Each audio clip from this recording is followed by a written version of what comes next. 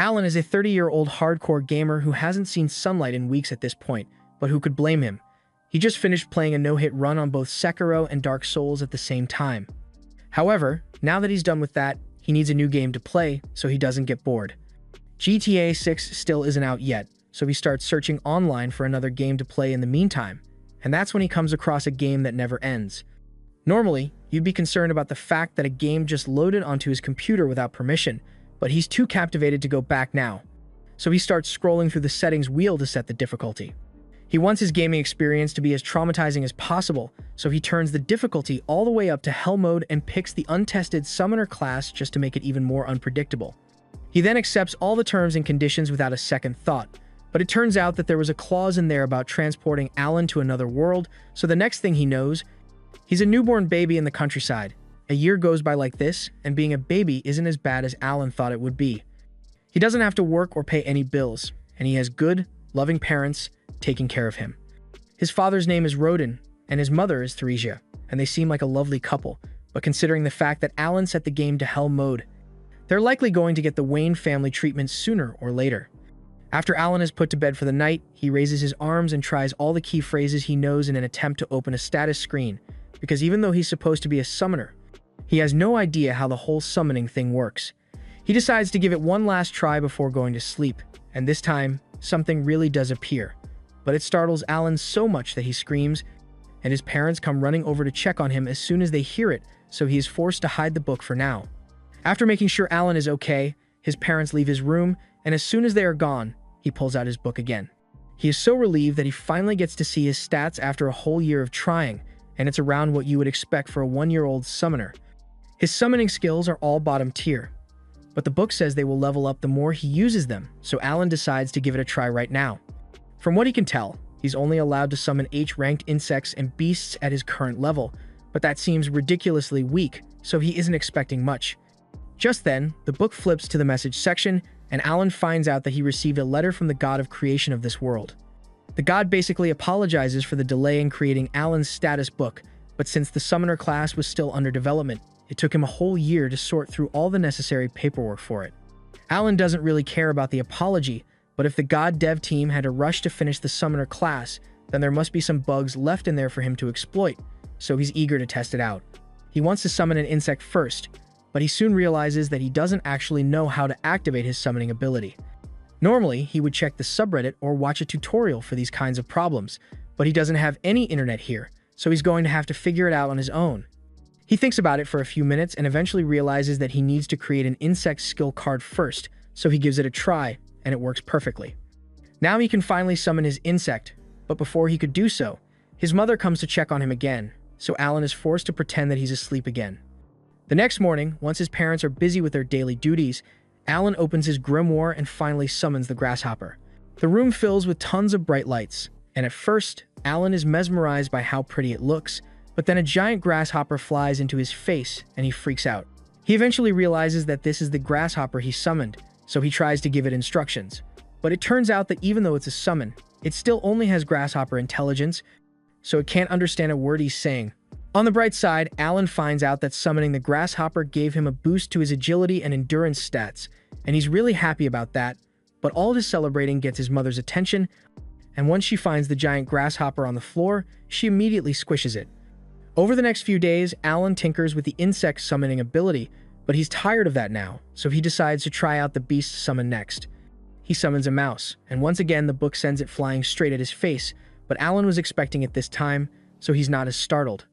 The mouse comes with its own set of buffs, but it's still pretty dumb, so Alan can't really talk to it.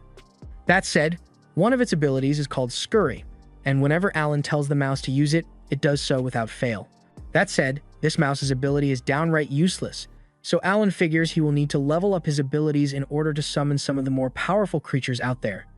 His grimoire says he's allowed to stock up to 10 summoning cards at once, and fortunately, the buffs for each summon stack as well. So if he stacks 10 mouse summon cards, his attack and HP go up by 10. This already makes him stronger than any regular baby, but he's going to have to level up his skills if he wants to become truly overpowered. Normally, this wouldn't be hard to do, but remember how Alan selected Hell mode because he thought the difficulty would be fun? Well, leveling up now requires 100 times the normal amount of experience, so he's going to be stuck grinding for a long time. Just then, Rodden returns from a long day of hunting, and he's completely covered in blood, but it's okay because it's not his blood. He explains that he just hunted a great boar with the other men from the village, and Alan seems really interested, so Rodden asks him if he would like to come see it. Alan excitedly agrees, so Rodden hoists him onto his neck and starts taking him towards the kill site. This is Alan's first time actually getting to see the outside world, so he's enjoying all the new sights, but it took a lot longer to get to the boar than he thought it would, so he ended up falling asleep in Rodden's arms. Once they arrive at the kill site, Rodden wakes Alan up to show him the boar, and Alan is stunned because this thing is absolutely massive, and I'm not even sure how Rodden managed to take it down in the first place. A few moments later, the villagers nearby notice that Rodden has come back, so they all start cheering for him because he is today's MVP. Alan asks if a great boar is really that strong, so Gerda explains that it is a C-ranked monster, and it usually takes at least 20 men to take one down, so they are pretty tough. This info is really useful to Alan because it gives him a solid benchmark on the strength gap between ranks, but before he can even think about summoning any high-ranked monster, Alan is going to have to start grinding XP to level up. 10 months of intense grinding later, Alan has finally risen to a level 2 summoner, and the bump comes with great perks like an all-around boost to his stats, as well as the ability to summon G-rank creatures and fuse them. But doing so requires a lot of MP, so Alan hurriedly eats his dinner to recover some mana and heads back to his room to try it out. Unfortunately, when he opens his grimoire, it tells him he still doesn't have enough mana to fuse any summons because his max MP is too low, so it looks like he's going to need to do even more grinding before he can try anything new. By the time Alan is 3 years old, he has finally raised his MP stats high enough to use his level 2 skill, and with the fusion section, he is able to create a G-rank bird which he names Chappie. Chappie's main skill is voice mimic, and it can basically copy any voice perfectly, making it perfect for distracting enemies. Alan was also able to summon a frog and a mole, and the frog's only ability is to jump up and down while flashing as a distraction, but the mole is a lot more active and can dig a giant hole in a matter of seconds. The G-rank monster skills are a lot more useful than the H-ranks, so Alan is finally starting to enjoy the gaming experience in this world, but it's still going to take a long time before he's strong enough to actually fight anything. And speaking of fighting, Gerda's daughter, Krina, comes looking for Alan because she wants to play with him. Krina's idea of playing is challenging him to a duel, and normally, this wouldn't be a problem, but she's way too strong for Alan to keep up with. He even went all out with his summoned buffs just to give himself a fighting chance, but he's still no match for her. By the end of the day, Alan and Krina return home, and apparently, while Alan has been grinding his XP this past year, Rodden and Theresia were getting busy because she's pregnant again. Since his mother can't do much physical labor anymore, Alan volunteers to help with the harvest to make things easier for Rodin. He is sure he can do it because with all his buffs, he pretty much has the strength and stamina of an adult now. But Theresia and Rodden don't think it would be fair to make their son work, so they tell him he should just stick to doing basic house chores and playing with Krina. Rodden reminds him that he will eventually grow up and have to get a job, so he should enjoy his time as a kid while he doesn't need to work. Alan is a little upset about being turned down at first, but then he remembers that farm work is unbelievably grueling work, and no father would want to force their 3-year-old to do that kind of work, so he agrees to let it go. Rodden is glad to see that Alan understands, but as they continue with dinner, Theresia recalls seeing Alan in the backyard throwing rocks at a tree a little while ago, so she asks him what that was all about. Alan says he was just practicing for self-defense in case a monster attacks their home, but in reality, he was trying to see if he can learn skills aside from summoning by repeating an action over and over, but he didn't have much luck with that. Rodden is impressed by Alan's work ethic and says he can't wait for his appraisal ceremony. Alan has never heard of the appraisal ceremony before, so he asks Rodden what it is, and he is informed that when you turn 5, you are appraised to find out what talents you may have. And if Alan is lucky enough to receive a powerful talent, he might become very rich and successful in the future. Winter rolls around, and Alan decides to summon a grasshopper out in the snow to see how long it can survive, and it lasts a whole day out here, so he's pretty satisfied. However, that satisfaction quickly fades away when Krina comes outside and starts asking him to fight her again. Unsurprisingly, Alan ends up getting his ass handed to him. But while he was busy with his duel against Krina, he completely forgot about the grasshopper he summoned, and it ends up crawling onto Theresia's leg, scaring her so much that she ends up falling over.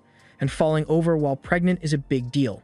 Rodin runs over to check on her, and she says she's fine, but she clearly isn't because that fall just sent her into labor, so the baby's coming today whether they like it or not. Rodin tells Krenna to go call her mother for help, and once she arrives, she helps Theresia through the delivery process. So by morning, the family has a brand new baby boy. Everyone is overjoyed, but Alan doesn't know how he should feel about this. He still isn't sure why a game reincarnated him into this world. But even though it was unexpected, he didn't have much going for him back in Japan, so he's not upset with how things turned out. That's why he has decided to focus solely on leveling up and protecting his new family, because they matter the most to him. By springtime, since Alan's appraisal ceremony is coming up, he asks his dad for some details on what it's like.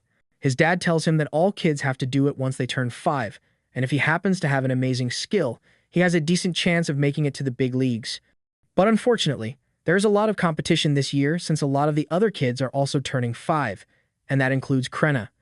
They all head to the commoner's city so they can undergo the appraisal, but as they approach the church, Alan notices that a lot of the other commoners look really well groomed. Compared to them, he's pretty much wearing rags, and now that he thinks about it, he's been wearing rags since the day he was born, so his family's finances must be way below average for this world, but that doesn't really bother him. They all gather in front of the church, and as the priests come out, they hear a lot of people making fun of the brokies in the crowd, so they tell everyone that they had better be careful of what they say. Blessings are distributed equally to all, so even the poorest farmer could inherit a powerful skill. The priests tell everyone to come inside for the appraisal, and as they are walking towards an altar, Alan notices 3 statues and assumes those must be the gods that are worshipped in this world. One of which is Elmea, the god of creation, and now that Alan thinks about it, Elmea was the one who sent him that apology letter for the class development delay. The first up for appraisal is Palomas, the son of the village chieftain, and he is instructed to place his hand on the crystal ball over there to display his stats. Palomas does as instructed, and on the stone wall, it is revealed that he possesses the merchant class, news that his father is really happy to hear. Alan was kind of expecting more to happen, but this is basically the same thing his grimoire does, with the only difference being the fact that it uses letter rankings instead of numbers. As the appraisal continues, some kids receive strong talents, while some don't receive any at all, and a few hours later, the only ones left are Krenna and Alan. Krenna is up next, so she excitedly runs up to the ball and puts her hand over it, but it suddenly starts glowing with an intense blinding light. Her father is worried that something might have gone wrong with the appraisal, but it turns out that the priests simply can't believe what they are seeing. According to the appraisal, Krenna just received the Sword Lord class, one of the strongest in existence, and her dad is unbelievably happy about it, but she doesn't really understand what's so special about it. Alan isn't too surprised by the news since he's been getting his ass beat by her for years at this point, but next up is Alan's appraisal, so he is told to approach the altar. As he touches the ball, nothing happens for a few seconds, but all of a sudden, there's a large flash of light, and Alan is knocked back. Rodin rushes over to check on him, and after making sure Alan is alright, he walks over to the priest and asks what Alan's talent is since he doesn't know how to read. He's expecting something really good since the crystal reacted strongly, but to his shock, the priest informs him that Alan is completely talentless. Alan can't believe what he's hearing because he knows for a fact that he does have a talent, but when he checks the board, he realizes that all his stats are E rank across the board, and he blames Elmea for doing a shitty job coding the summoner class. Just then, Rodin hugs Alan from behind to comfort him since he doesn't want Alan to feel bad about being talentless. They head home together, and everyone treats him normally despite the revelation that he is classless, and Alan appreciates how much his family cares for him, but he knows he isn't really talentless. He can still use his grimoire just fine, so he assumes his E-rank stats must be because he is playing on Hell mode. All the other kids were the same age as him, and relatively equal in strength, so their rank must be a reflection of how much they will grow in the future as they level up.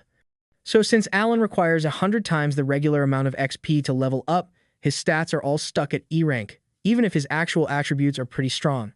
Most people would get frustrated by this kind of setback, but Alan isn't some filthy casual who enjoys playing games for actual fun.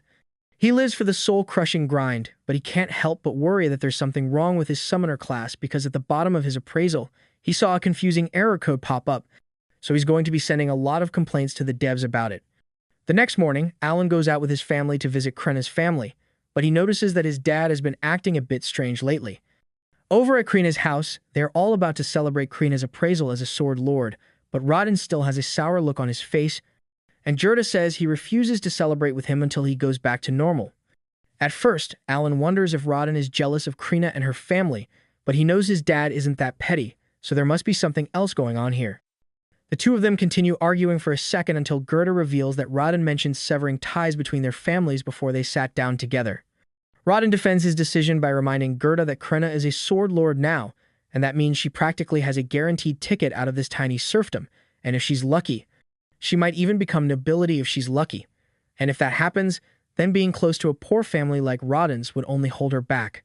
Gerda yells that he doesn't care about any of that stuff, but Rodin keeps insisting that he's doing this for Gerda's own good, and the two resume their fight, but eventually, their wives pull them apart and get them to calm down. Alan is a bit surprised by how calm everyone was about this whole thing, so he asks Gerda's wife if it's normal for them to argue like this. She explains that this kind of thing used to happen all the time, but they always made up afterwards. All four of them are actually childhood friends who grew up in the same village, and around 10 years ago, when talks of making a new settlement started, they all decided to join the effort and work together to build their houses. Gerda and Rodin bonded a lot over that back then. Recalling the good times makes them realize how silly their fight was. A little while later, news arrives that the Knight's Order has shown an interest in Krenna, and they are coming to see her. Alan assumes the news of Krenna becoming a sword lord must be spreading really quickly. But while it's good that she has earned some recognition from the Knight's Order, Gerda is still a little concerned because she is too young to become a knight yet. Just then, one of the kids who got a good talent at the appraisal ceremony confronts Alan and tells him that as a talentless loser, he has no place here. Alan doesn't really care about being insulted, since he's still got his summoner power, but Krenna won't stand for anyone picking on her best friend, so she tells the kid to back off and nearly chops off his finger before Gerda pulls her back.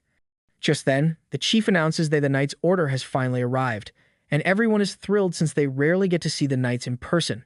The chief calls for Gerda and Krenna to come introduce themselves to the knight captain. Krenna is unbelievably excited because she has always wanted to become a knight, so getting to meet the knight captain must be a dream come true for her. Alan wonders if the knights are going to take Krenna to the capital to train her, but before the knight captain could say anything, Gerda speaks up and says he can't let Krenna go because she's still too young. The captain says that age doesn't matter because if she's a sword lord, then her skills would be more than enough to get her through the training, so there should be no problem. Unless, of course, they were lying about Krenna being a sword saint just to trick the Knight's Order. Gerda assures the captain that he isn't lying, but it's already too late because the captain has decided to put Krenna to the test. He orders his vice captain to prepare to have a duel with this 5-year-old, and without a second thought, the vice captain agrees. Gerda tries to get the knight captain to reconsider since he doesn't want to put Krenna's life at risk, but he is told that if she doesn't fight, then it will serve as proof that she lied about her class, and she, along with her entire family, will be executed. The knights then bring out a sword for her to use, and most children would be terrified by this point, but Krenna is so battle-hungry that the second she realizes that she gets to use an actual sword, she says she is willing to accept the duel. Everyone gets into position for the duel, and Leibrand faces off against Krenna. So as the match begins, Krenna charges at Leibrand with full force. Your eyes do not deceive you. She's swinging a sword that's twice her height like it's nothing, and she's actually giving Leibrand a run for his money. But he is still keeping her at bay relatively easily. The knight captain seems unimpressed by Krenna's skills so far, but as the fight goes on, she manages to block one of Leibrand's strikes and prepares to retaliate. However, Leibrand punts her across the street and into one of the walls. Gerda is enraged by the way his daughter is being treated, but before he could do anything about it, he is pushed to the floor by the knights, along with Alan and Rodin when they try to interfere. Alan thinks this is completely unfair, because whether Krenna is a sword lord or not, an adult is bound to have more battle experience than her. However, all of a sudden, Krenna gets back on her feet, and she's got a menacing aura surrounding her. Without saying a word, she launches another all-out attack with laser focus, and this time, she is completely overwhelming Leibrand, so much so that she eventually slices his sword in half and nearly takes his head off with it. Krenna is disappointed that the fight is over already, but she had a lot of fun, so she thanks Leibrand for playing with her and walks off, leaving him with the knowledge that he just lost to a 5-year-old. Gerda is relieved that Krenna managed to survive and starts praising her for doing a good job, but then the knight captain approaches, and Gerda becomes defensive because he doesn't want him anywhere near his daughter. The knight captain now acknowledges that Krenna is indeed a sword lord, and he apologizes for forcing her to fight in a duel. He says he would like to discuss her future with him, but Gerda firmly refuses. The captain says he can bring his friends with him to the meeting if it would make him feel better, and that would make Gerda feel a little safer, so he agrees. They all gather at the chief's house for lunch, and Zenov once again apologizes for the way he acted earlier. He explains that he was sent here by the baron of this territory to determine whether there truly was a sword lord in this village, and the results are undeniable. Zenov mentions that 3 years ago, there was a sword saint born to the family of a count, but this strikes Alan as weird since he knows for a fact that sword saints can only be born from low social statuses according to the game's design, so that one must have been a fake. Said sword lord went on to serve the royal family, but failed to meet expectations there, and upon reappraisal, it was discovered that they were actually an ordinary swordsman pretending to be a sword lord. It was also later discovered that several nobles were greatly exaggerating their abilities, so the kingdom had to establish a zero-tolerance policy for falsified talent results.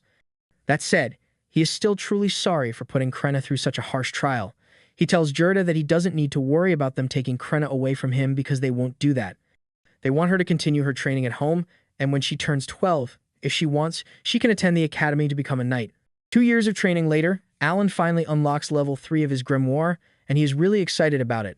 The level up grants him the enhanced skill, which means he can strengthen his summons now, and he can also hold 30 F-rank ones at once now, so the buffs he can stack are going to be amazing. He plans to experiment with it later, but for now, he's got to head back inside for dinner. As for updates on Alan's family, his little brother is turning 2, and his mom is pregnant again, so he's getting another little brother or sister. His parents start thinking of a name for the new kid, and at that moment, Alan happens to receive a message from the god of creation, Elmia, so he unconsciously says his name out loud. His parents misunderstand and assume Alan is suggesting they should name the baby after the god of creation, which is a big no-no in this world, and Alan can't really explain why he said it. So he quickly changes the subject and mentions how Gerda's scars seem to have completely vanished recently. Gerda explains that it's because he passed the trial of the gods earlier today while fighting a boar, but Alan has never heard of such a thing before, so he asks what it means, and Gerda explains that every once in a while, after a battle, you feel your body being refreshed and all your wounds being healed, and Alan assumes it must be the effects of leveling up in this world. Gerda is a strong warrior, so he must level up quite often, but as for Alan, even though his grimoire is level 3, his body is still only level 1 because he hasn't fought any monsters yet, and if he wants to grow stronger, then he's going to have to engage in battle. However, that's easier said than done, because he isn't allowed to leave the village without permission. The only exception to that rule would be hunting expeditions, but the second Alan tries to bring up the idea of joining the next hunt, his father turns him down because he doesn't want Alan putting himself in danger. That night, once everyone else is asleep, Alan opens his grimoire to read the message he got from Elmia, and he already has a good idea of what it's about since he left a strongly worded complaint after the appraisal ceremony. Long story short, Elmia apologizes for the technical bug that made Alan appear talentless during the appraisal, but it has been fixed now, so the next time he gets appraised, his summoner class will show up. It also explains that all of Alan's ranks show up as E rank because of his Hell mode difficulty, but in reality, he is a lot stronger than E rank, so a separate stat section has been added for him. Alan takes a look at his new stat sheet, and it's a lot better than he thought it would be. He's got a bunch of S and A rank stats, which is about the same as what Krenna got, so he is satisfied with the results of all his efforts. Now that he's done with that, he decides to begin experimenting with his new abilities, and the first thing he wants to try is the enhanced skill, so he summons a grasshopper card and uses the skill. The effects of the skill boost the stats of the grasshopper directly, but it doesn't affect the buffs granted to Alan by extension. He decides to summon the grasshopper to see what a boosted summon looks like in person, and as it appears, it glows for a few seconds to indicate that it has been boosted. Aside from that, not much else is different, but before Alan could test out anything else, his mother suddenly comes in to check on him, and as soon as she spots the grasshopper, she freaks out and squishes it. The next morning, Gerda gets ready to go hunting, and while he's gone, Alan heads to the backyard to do a little more testing with his grimoire. He has attempted a bunch of different combinations in an attempt to unlock a new summon, but so far, nothing seems to be working, and he's done with his last pair of viable cards. Fortunately, this time, the fusion is successful, and he receives a new card, but he's not sure it's going to be useful, since its description says grass. On the bright side, it looks like the grass summon grants him an MP buff, so he can use it to increase the number of summons he can perform throughout the day. He then summons the grass card to find out what it's like, and an apple creature pops out, which leaves him even more confused than he was before. The apple doesn't have any combat skills, but it does possess a skill called Aroma, so Alan asks it to demonstrate, and it suddenly sinks into the ground before sprouting a stem. The stem does indeed have a wonderful aroma, but just then, Alan's mom comes to check on him again, and he tries to get the apple to hide itself, but it doesn't seem to be listening, so she ends up spotting the stem. Fortunately, she thinks it's just a regular stem, so she doesn't suspect anything, but Alan is still going to need to run a bunch of tests on this thing to figure out how it works. Later on in the day, Alan is training with Krena as usually, and even with the extra buffs from his level up, he is still no match for her strength. But Krena does notice that Alan has gotten a lot tougher. He is surprised to hear that, so he takes a look at his stats and realizes that his sword mastery stat is already at level 3 thanks to all the training he does with Krena, and he is really happy that his skill is improving. Now that he thinks about it, he also recently got a dog summon that has a bite attack, and he would love to try it out, but he doesn't think it would be fair to use it on Krena. After that, Alan spends the rest of the day throwing rocks at the tree in the backyard in hopes of awakening a new skill or something. But it hasn't been going well so far, so he's starting to feel like this is a huge waste of time. He also hasn't had a chance to do any other training since he has to look after his brother most of the time. Mash tells Alan that he's bored of throwing rocks at the tree, so Alan apologizes and says they can do something else after he gets a few more reps in. While Alan is preparing for his final tosses, Mash suddenly notices a bunch of saplings growing next to the house, and he is amazed since he doesn't recall seeing them there yesterday. Those saplings are the result of Alan activating a ton of apple summons at once for the MP buff, and thanks to the buff, he is able to fully restore his MP in 5 hours instead of the usual 6, so he can use over 15% more mana per day now. By nightfall, everyone gathers for dinner as usual, but Gerda isn't back from his hunt yet, which is really odd. Especially since they didn't intend to go deep into the forest today. Teresia is obviously worried, but she's trying to stay optimistic about the situation. However, all optimism goes out with Window and on CD. She hears the sounds of the panicked hunters carrying Rodden's body back home. Rodden was apparently injured during the hunt today, and just by looking at him, it's clear that he's lucky to be alive. He got hit by one of the boar's fangs in the gut, and while the other hunters managed to cauterize the wound to keep him alive, he's still on the verge of death. The only reason he even managed to last this long was thanks to the healing herb they gave him on the way here. Teresia is surprised to hear this since healing herb is really expensive, and she doesn't understand how they managed to get their hands on some. So Gerda explains that when the Knight Captain apologized for the way he treated them, part of the apology was a bag of gold coins, which is what they used to buy the herbs, but it wasn't enough to completely heal Rodden. The other hunters all start yelling about how this whole thing is those commoners' fault, but all the noise wakes Mash up and makes him start crying. So Alan takes him back to bed, and the rest of the hunters decide to leave, to give the family some peace and quiet for now. Once everyone has calmed down, Alan asks about what happened and if a commoner is really to blame for it all. Gerda explains that a few days ago, he and Rodden were summoned by the village chief and told that they should allow the commoners to join them on their next hunt. Boar meat is a valuable commodity, and while most of it has to go to the Baron, the rest is split amongst the people involved in the hunt. They sometimes trade it for other goods, but aside from that, it's difficult to get any decent boat meat unless you hunt for it yourself.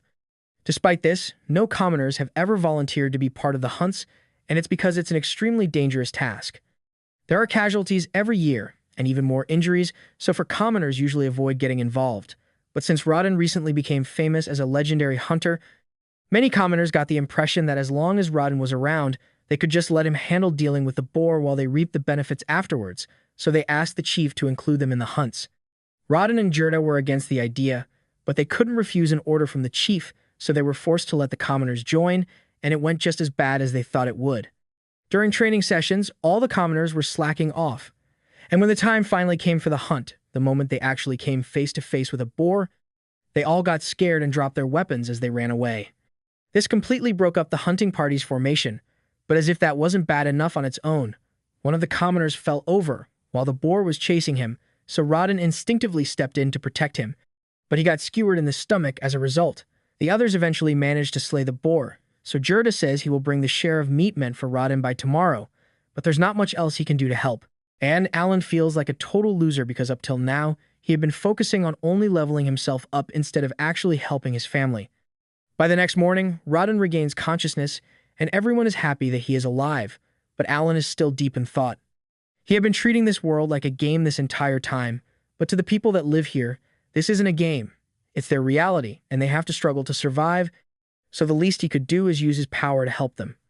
A little while later, Gerda returns with Rodden's share of the meat as promised, and he is relieved to see that Rodden is awake, but he's still in terrible shape, so he's probably not going to be able to hunt anymore to prepare for winter. Gerda offers to share his stockpile with Rodden and his family to help, and Rodden appreciates it, but all of a sudden, Alan speaks up and tells everyone that he wants to take over for Rodden. They can all tell that he's serious about it, so there are no objections, and later that morning, he gets to work by fetching some water from the well. The other men there warn him not to overdo it since that much water would be difficult for a child, but Alan is easily able to carry it home. Till now, he had been hiding the effects of his stat buffs, but with everyone already focusing their attention on Krenna since she's an upcoming hero, it should be fine for him to stand out a bit. After he's done fetching water, he heads out into the fields with Gerda to harvest the potatoes. Gerda demonstrates the best method to pull the potatoes out of the ground, and he assumes Alan is going to struggle with it, but to his surprise, Alan is able to do it one-handed. He harvests 3 baskets of potatoes in no time, but after all that work, he realizes that more than half of these have to be given away to the Baron, and that's really unfair. He's trying to figure out how to get more food for his family, but all of a sudden, the chief shows up, and he's here to apologize to Rodden. It was partially his fault that Rodden ended up like this, so he wanted to make things right, and he also brought the guy who caused the accident to apologize as well. The guy doesn't seem like a bad person. He was just too scared to think straight back then, and he accepts full responsibility for the situation. Rodden isn't really mad at him, but he tells the guy to be more careful next time, and he promises not to make the same mistake twice. Later on, Alan heads out into the fields and clears out a wide area because he came up with an idea. He summons a bunch of frogs and has them use their provoke skills to lure out some potential prey. However, instead of the few ducks that he was expecting, he actually ends up attracting a monster bird. At first, he thinks it's best to run away while he still can, but then he realizes that it would really help his family if he defeated the bird. Plus, he's got a bunch of stats boosts, so he thinks he should be strong enough to handle it and ends up deciding to attack. He runs in and whacks the bird across the head while it's not looking, and then he summons several dogs to attack it all at once. The dogs are doing a fair bit of damage, but unfortunately, the bird is too strong for them, so it takes them out, one after the other. It then goes after Alan, and since his summons have all been defeated, he has lost the majority of his buffs as well, so he is in serious danger here. He needs to act quickly if he doesn't want to end up as bird food, so when he gets the chance, he summons 2 leeches that start sucking on the bird's neck. Alan had never really tested them out before this, but thankfully, as expected, they seem to have an energy drain ability, so they can weaken the bird enough for him to stand a chance. Once they gets himself free, Alan summons even more leeches and wolves, and with their combined efforts, he is finally able to deal the finishing blow and defeat the monster. Alan can hardly believe it since this is his first kill, but his grimoire confirms that the bird is indeed dead, and he even received 100 XP as a reward. Later that day, Alan returns home with the bird, and his entire family is left speechless because they can't believe he actually managed to kill something like that. Alan tells them he just happened to catch it off guard while it was distracted, which is mostly true, but he did leave out the part about his summons. Gerda starts inspecting the bird's corpse because he is wondering how Alan managed to beat it with just a wooden sword and some rocks, but then he notices some bite marks on the bird and asks Alan about them. Alan makes up an excuse and says he was fighting on instinct, so he had to do whatever was necessary. And Gerda begins picturing Alan biting down on the bird for dear life. But regardless of how he pulled it off, it's still an impressive feat, so he congratulates him on a job well done. He even offers to help Alan bleed and dry the meat, since this is his first time. So they head over to the rack together. The Aldebaran weighs around 60 kilograms, but once it has been bled dry, it drops to around 20 kilos, and only around half of the bird's meat is actually edible. That said, the wings do fetch a pretty penny, and it does come with a magic stone, but at the end of the day, they still have to fork most of it up to the higher-ups. Alan thinks the whole 60% tax on all food thing is really unfair, and Gerda agrees with him, but there's nothing they can do about it. At least that would normally be the case, but since Alan's situation is a bit unique, they might be able to negotiate the chief into letting them keep more than usual. A little while later, both Alan and Gerda head to the chief's office to tell him about the bird Alan caught, and the chief is very pleased. But then Gerda suggests that Alan should only hand over the wings as tax and keep the rest for himself. This catches the chief off guard, and he tries to explain that they can't do that because the Baron has requested more food than usual this year. But then Gerda reminds the chief that the only reason Alan was forced to go out and hunt was because of his unreasonable demand that led to Rodden getting injured. At this rate, Alan's family might actually starve since they barely have enough to eat, and to really sell the story, Alan acts like he's going to faint from hunger on the spot. The chief feels really guilty, but he's still hesitant to cut Alan's taxes, so to sweeten the deal a little, Gerda offers to throw in the bird's magic stone. The chief eventually agrees to the deal, and Alan and Gerda are really happy to hear that. But they aren't done yet, because Alan asks if this means he can keep all the meat aside from the wings with any future birds he catches. The chief is once again hesitant to agree, but Gerda reminds him that it's pretty rare for a kid to catch an Aldebaran all on his own, so what are the odds of it happening again? The chief eventually agrees to let Alan keep most of the meat of any of his future catches under the assumption that he won't be able to catch another bird anytime soon, but he was wrong. Later on, Alan heads back out into the fields, and this time, he manages to lure in 2 Aldebarans at once. By now, he has gotten the strategy down pat, so he sends out the leeches first to weaken the birds, and after that, he throws some rocks at their heads to disorient them. Next, he orders his wolves to attack with full force, and after they've whittled down the birds' health, he whacks them over the head with his sword to finish them off. Alan has been going on hunts every 3 days for a while now, but this is the first time he has ever managed to succeed without losing a single one of his summons, so he's really pleased with himself. And to make it even better, he has finally gained enough XP to go up to level 2. He excitedly opens his status screen so he can see how much his stats went up, and it looks like he got a 60% boost to his stats, which is a little less than what he was expecting. But it's still a huge increase, so he's happy regardless. It took him 6 years to go up 1 level, but now that it has finally happened, he thinks it's about time that he lets his family know the truth about him. A little while later, he returns home with both of the birds, and his father is amazed that he managed to catch 2 of them at once. But he also notices that there's something different about Alan today.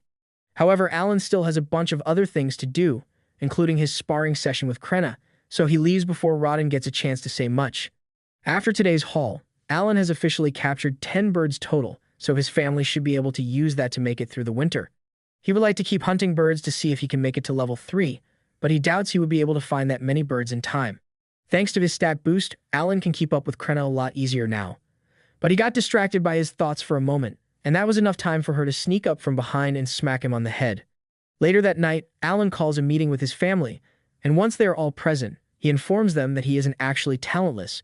He can't reveal the exact details, but he basically explains that when he was a baby, he received an oracle from the god Elmia, and that means he is smarter and stronger than the average person, but he's also going to have to work 100 times harder than normal to grow stronger. His parents believe him, but they are devastated because it sounds a lot like Alan was cursed, and they aren't wrong, but it was actually self-inflicted when he chose to play on Hell mode. Alan also tells them that the only reason he was appraised as talentless was because his talent was too new to be recognized.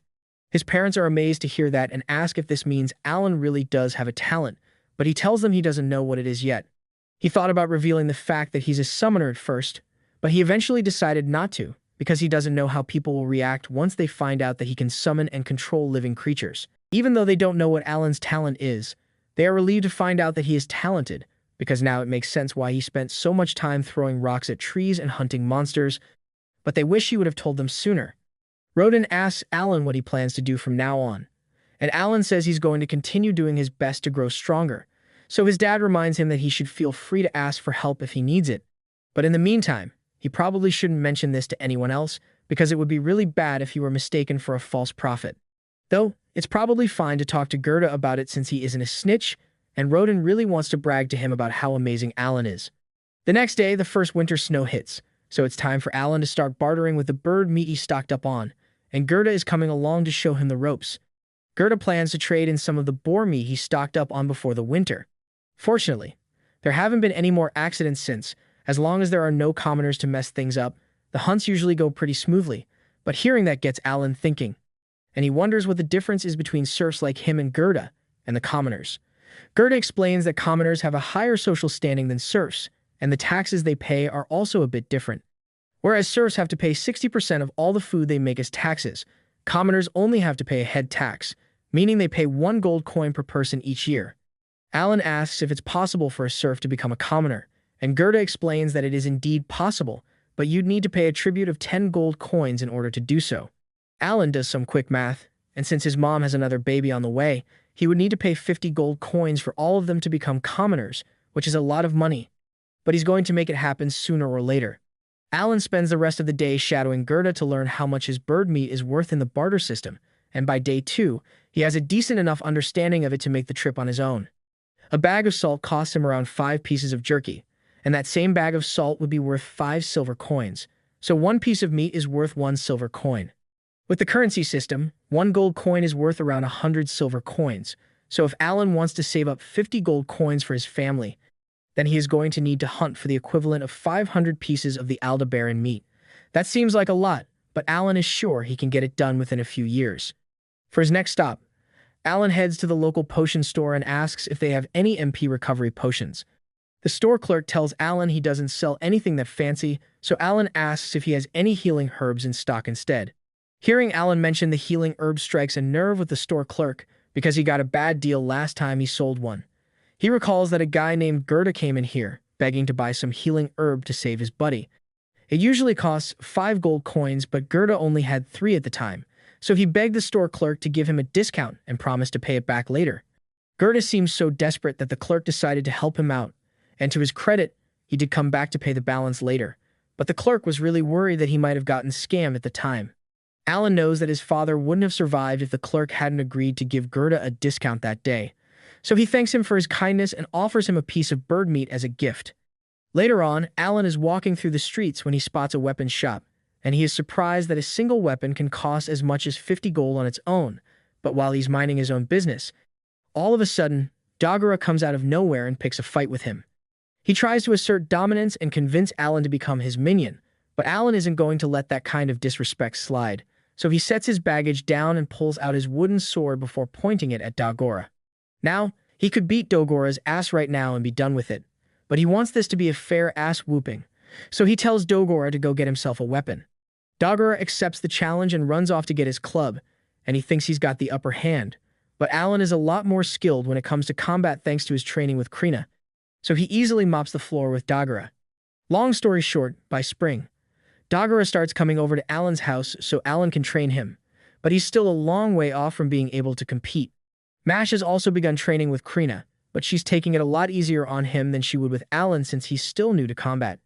While Alan is watching the two of them, Dagora tries to sneak attack him, but Alan's reflexes are too quick for that, so he ends up falling over and hurting his knee in the process.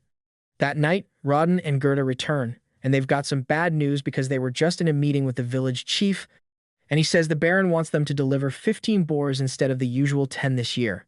He is also demanding that they allow the commoners to hunt with them again this year, but after what happened last time, Rodin and Gerda were wholeheartedly against it. Even so, they can't go against a direct order from the Baron, so they have no choice but to let it happen and hope for the best. Just then, Alan speaks up and tells everyone he has a plan. The reason having commoners join the hunt is a problem is because they are pretty much useless, but he has countless hours of experience in every MMO imaginable, and he is confident he can make even the most hopeless newbie useful to the team, so he asks to be put in charge of training the commoners before the hunts. When the time for the next hunt finally arrives, Rodin takes Alan to meet with the other hunters and tells them that he would like to use one of Alan's hunting strategies for today, but he makes it clear that Alan is just here to watch for the day, so he won't be doing any fighting. Alan already agreed to this arrangement, but he is a little disappointed that his dad won't let him fight since he was looking forward to leveling up, but Rodin wouldn't budge on it, so he might as well just take what he can get. The most important thing for this trip is that they train the newbies enough so they can handle themselves, because he wouldn't want a repeat of what happened last time. Speaking of last time, the guy that was responsible for getting Rodin hurt comes up to him to apologize again, and he tells Rodin that if anything bad happens today, he doesn't need to put himself at risk just to protect him. Rodin tells the kid that all he needs to do is focus on fulfilling his role, and if he can do that, then hopefully nothing will go wrong. With that, the hunt team heads out into the forest to search for their prey, and this is technically the first time Alan has been allowed to leave the village walls to go into the forest, so he is really excited. Once they make it out into the forest, Gerda reminds everyone of the plan and tells them to get into their positions. A few of the newbies act as bait to lure out a boar, and once the boar comes running out of the brush, it is intercepted by Gerda and his squad. After they've successfully stopped the boar, Rodin and the others come running in from the sides and stab it over and over. This is the strategy that Rodin and the others have successfully used to hunt for the past 10 years, but it doesn't work very well with spineless newbies, which is why Alan suggested a little change. While the others will still do most of the work taking the boar down, the newbies will stand off to the side so they don't get in their way, and when the time is right, Alan tells them to go stab the boar along with the others. With the way experience works in this world, they just need to deal a little damage to the boar to receive XP from it, so this should help them level up. The boys do as Alan instructed, and sure enough, as the boar is defeated, they feel a sudden surge of power flow through their bodies, meaning they must have passed the trial of the gods, or in other words, They just leveled up. Alan is really glad that his plan worked as intended, but unfortunately, he didn't get to enjoy any of that free XP since he didn't land any hits on the boar. The next day, Alan is over by the well with a few of the older guys when he hears that one of them has been focusing on butchering meat instead of hunting, since his wife is pregnant and he wants to play it safe.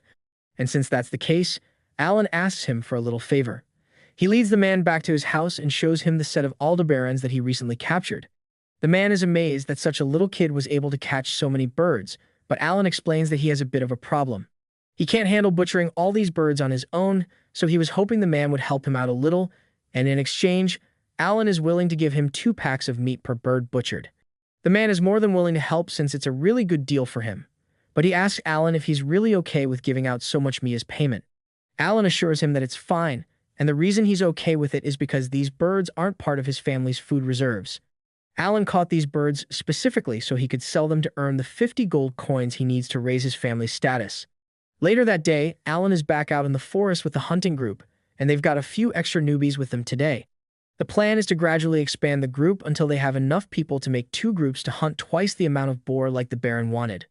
But Alan is still a little curious about why the Baron is so interested in increasing the amount of boar captured since it's not like there's a food shortage or anything. Just then, a boar comes charging out of the forest, so all the hunters prepare themselves, and just like last time, after the boar has been brought under control, the newbies are called over to join in for the finishing blow. Just like last time, the newbies all level up from the free experience they gained, but thanks to some quick thinking from Alan, he also managed to reap the benefits of the kill. All he had to do was send out one of his grasshoppers and let it be squished by the boar to technically make himself a participant of the battle, and it worked out just as he hoped it would since he managed to make it to level 3, but he does feel a little guilty for sacrificing one of his summons like that.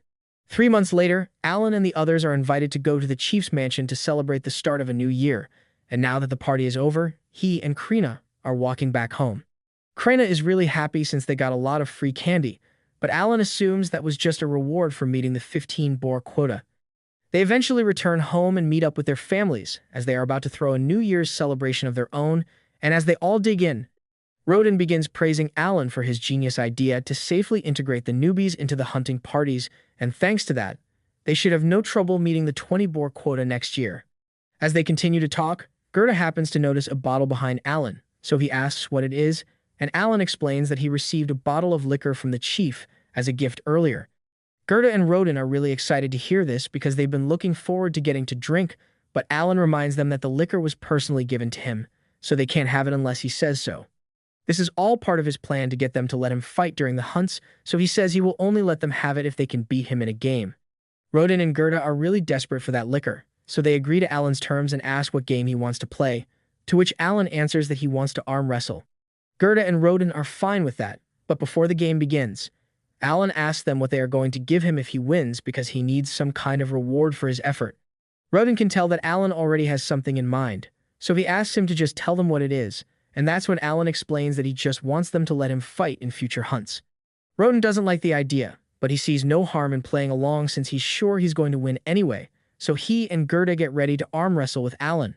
First up is Gerda, and he seems pretty confident that he won't lose a contest of strength against a 7-year-old, but unfortunately for him, Alan has stocked up on every strength buff available with his summons, so as the match begins, Alan matches Gerda's strength and eventually manages to overpower him. Gerda can't believe he lost, but Rodin kind of expected as much considering all the amazing things Alan has been doing lately, but he is still confident that Alan won't be able to beat him like he did with Gerda, so after a short break, Rodin locks arms with Alan. Just like with Gerda, Alan matches Rodin's strength at first, but this time, Alan actually ends up getting overpowered and losing. He assumes Gerda must have strength somewhere around D rank, which means Rodin's must be around C rank, so it makes sense he couldn't win. As promised, he hands over the liquor, but he swears he will get strong enough to beat Rodin someday.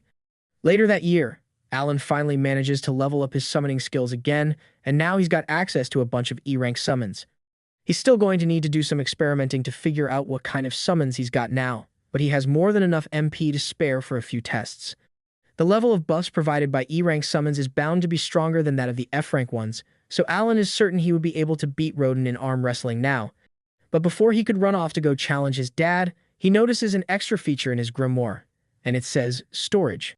Alan taps the icon and his grimoire opens to a page with a black square on it, so he assumes this must be the storage skill in question.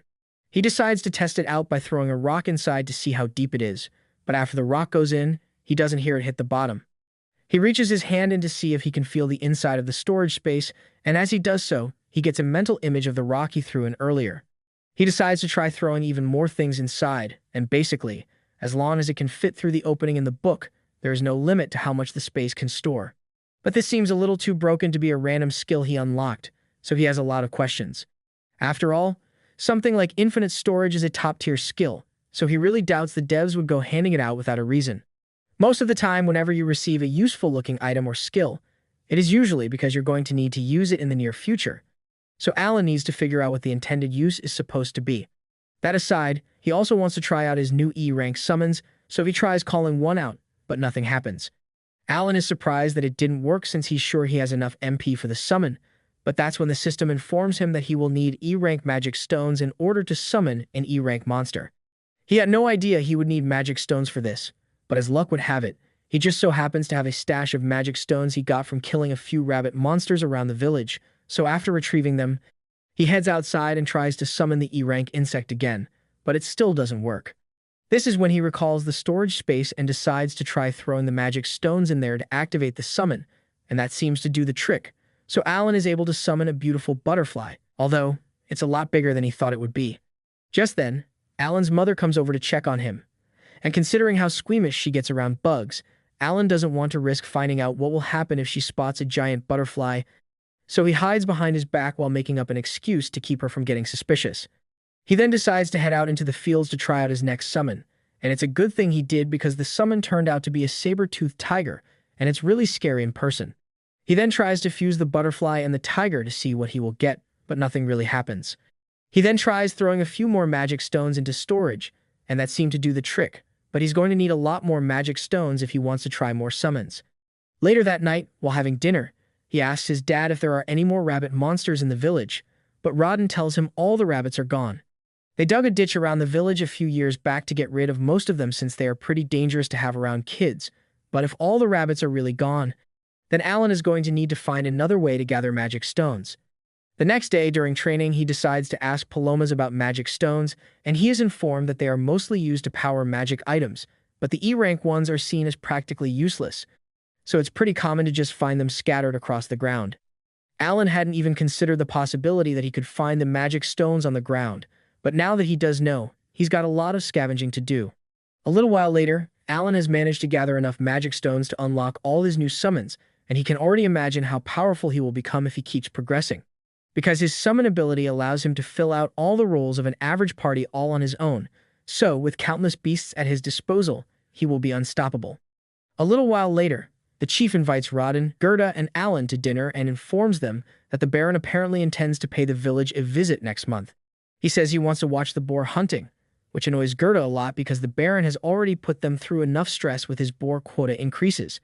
Rodden says he has no problem with the Baron watching the hunts, but he doesn't understand why Alan was called to deliver such news, and that's when the chief reveals that he was actually hoping Alan would act as the tour guide for the Baron while he's in town. Alan personally doesn't like the idea of having to entertain the Baron, but at the rate he's going, it will take him close to 10 years to hunt enough birds to grant his family commoner status, and that's way too long. However, if he manages to impress the Baron enough, he might be able to earn a promotion from him, so he decides to do it. A month later, Baron Granville arrives in the village along with his daughter, Cecil, and Knight Captain Xenoph, and they are brought back to the chief's house for lunch. First of all, Granville apologizes for making such an unreasonable request with the boar meat last year, but he simply couldn't refuse a direct order from the king. The chief is shocked to hear that the boar quota increase came from the king himself, but Granville clarifies that the real culprit behind it was Viscount Carnal, because he intentionally called attention to the boar meat in front of the king to goad him into making the order. A little while later, the food is served, and both Granville and Cecil are amazed by how delicious the meat is, so Granville asks the chief what the dish is called, but the chief has no idea how to respond, so Alan cuts in and explains that the meat is from a bird he hunted and prepared yesterday, specifically, so the Baron would have the freshest ingredients for his meal. Granville is impressed by how well-mannered Alan is, so he asks if he is the chief's son, but Xenoph remembers meeting him last time he was in the village and recognizes him as the son of Rodden, the renowned boar slayer. The Baron is impressed by Alan's manners and asks if he happens to come from a family of former knights, but the chief explains that Alan and his family are just serfs.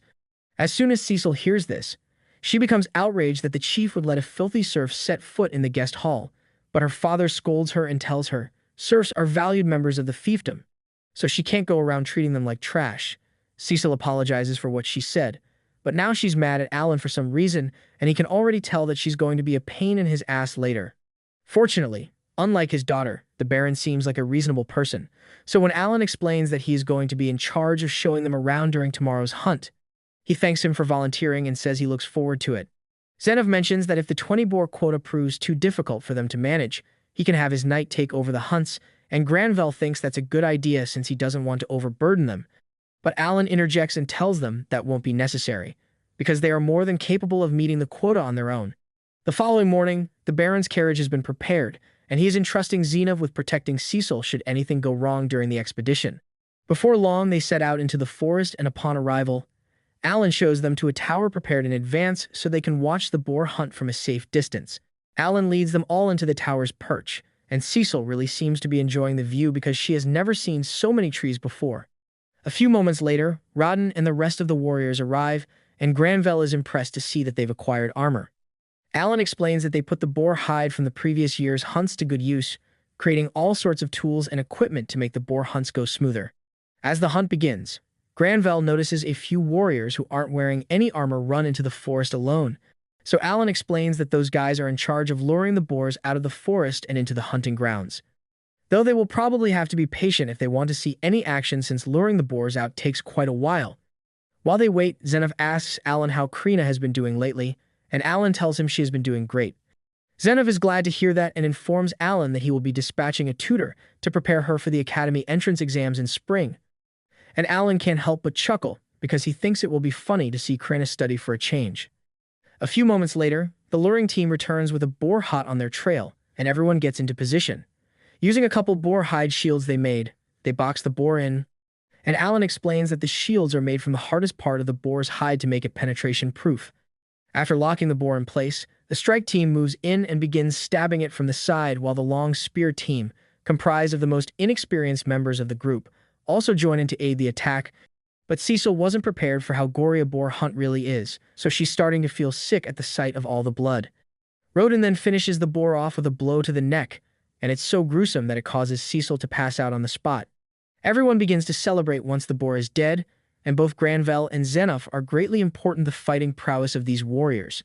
However, a moment later, another loud roar is heard from the forest as two boars come charging at the group, and Zenov thinks this is really bad, so he orders his knights to be ready to jump in if necessary. But Alan tells him that the knights' assistance won't be needed here because the hunting squad is perfectly capable of handling two boars at once. Rodin orders the team to split into two groups to handle the boars separately, and Alan thinks to himself that a few years ago, it would have been impossible for them to handle a situation like this. The main reason is because they always had to give away 60% of their hunt as taxes, so instead of making any equipment with the materials gotten from the boars, they were forced to trade everything away to get by. However, with efficient hunting strategy, they've managed to gain more leeway when it comes to their allocation of materials, and with the improved equipment, they are more than capable of handling two at once. Within a few minutes, the remaining boars are dealt with, and Cecil regains consciousness just in time to see the blood geyser from one of the boars, which promptly knocks her out again. Granvelle is impressed that they managed to take down 3 boars in just one day because that means they only have to hunt 17 more to fill the quota. But Alan corrects him and explains that they only actually need 10 more, because before Granvelle decided to pay them a visit, they had already captured 7 other boars. The Baron is glad to hear that because it means the quota won't be as much of a burden on the village as he had thought, and while the Baron is in a good mood, Alan tells him he has a few requests to make. He says he would like permission to create a few more shields out of the boar hide to help with future hunts, and the Baron has no objections to that. But Alan's second request is to ask for permission to trade for liquor outside the village. Once again, the Baron isn't necessarily opposed to the idea, but he wonders why Alan is asking for liquor specifically.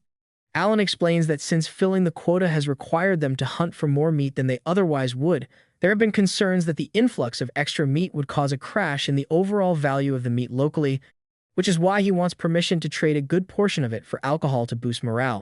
Granvelle sees no reason to object, So he agrees to the requests and tells Alan that he has done a wonderful job as a guide today.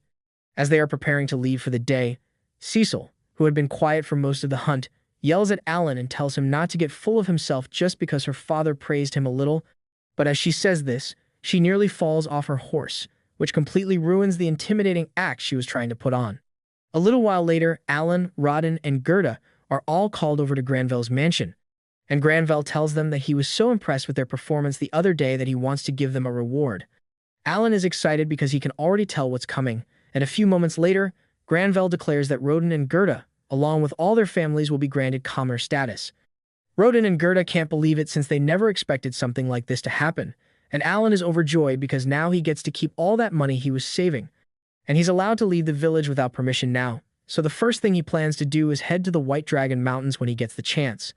Granville also adds that anyone who has participated in the hunts over the past 10 years will receive the same promotion, so he asks Rodden and Gerda to provide a list of everyone who qualifies. After everything Granville has seen, he knows there should be no problems with fulfilling the quota requirements, so he says he can return to the capital and rest easy. However, his butler reminds him that there's actually one more thing he needs to do. It nearly skipped Granville's mind, but the king apparently wants to use Krena village as an example to the other villages in the kingdom since they have been doing so well lately. So he asks Rodden to tell him the backstory of how the hunts began. Rodden looks a bit uncomfortable after hearing this, so Gerda explains to Granville that the village's backstory is a bit of a sensitive subject for Rodden, so he offers to recount the details in Rodden's place. Gerda explains that around 13 years ago, 100 serfs moved onto the land as part of the king's reclamation decree, and they worked hard for 3 months to make the place livable, but just when things were finally starting to go their way, they were attacked by a giant boar, which destroyed all the food they had stored up for winter. There was no way they would survive till the next year if they didn't do something, so Rodden suggested that they should try hunting the boar for meat, and everyone agreed with him. They didn't have any weapons or equipment at the time. They attacked the boar with nothing but shovels and hoes, and miraculously, they were eventually able to defeat it. Granville is impressed by the story, but he doesn't understand why Rodden is so sensitive about it since it sounds like his initiative is what led to the boar hunts that made the village prosper. However, Gerda informs him that during that hunt, one of Rodden's close friends ended up dying, and Rodden has blamed himself for it ever since. Granville understands how Rodden must feel, and to make up for bringing up such a painful memory, he tells Rodden he is allowed to make any request he wants. Alan thinks this is great and tells Rodden he can ask for some high-quality liquor, but instead, Rodden asks the Baron to allow Alan to work on his estate, even if only as a simple hallboy. Alan internally freaks out after hearing this, because if he gets employed at the Baron's estate, he will have even less freedom than he already does, so he is hoping the Baron refuses Rodden's request. But to his dismay, Granville actually says Alan is too good to be a mere hallboy, so he will employ him as a fully fledged servant of the estate. Cecil is outraged by this since she can't believe a filthy serf is going to be allowed into the mansion, but her butler reminds her that Alan isn't a serf anymore because he was just promoted to a commoner. Alan really wants to find a way to back out of this, but Finn's Rodden seems really happy about the whole thing, so he would feel bad if he ruined it by turning down the offer now. The next day, Alan gets dressed for his first day as a servant at the Baron's estate, and though his family is happy for him, they are also really sad to see him go. Krena is especially upset about not getting to see Alan again, so Alan suggests they should spar one more time before he leaves, and that seems to cheer her up. As their battle begins, everyone watches expecting Krena to dominate Alan as usual, but this time, Alan dumped all his stat boosts into agility, and it made him quick enough to keep up with and even outpace Krena despite her being a sword lord. Eventually, Alan wins the duel by holding his sword to Krena's neck, and she's in shock because this is the first time she has ever lost, but Alan says they can just call this a draw, and they'll have a rematch in the future to decide the real winner.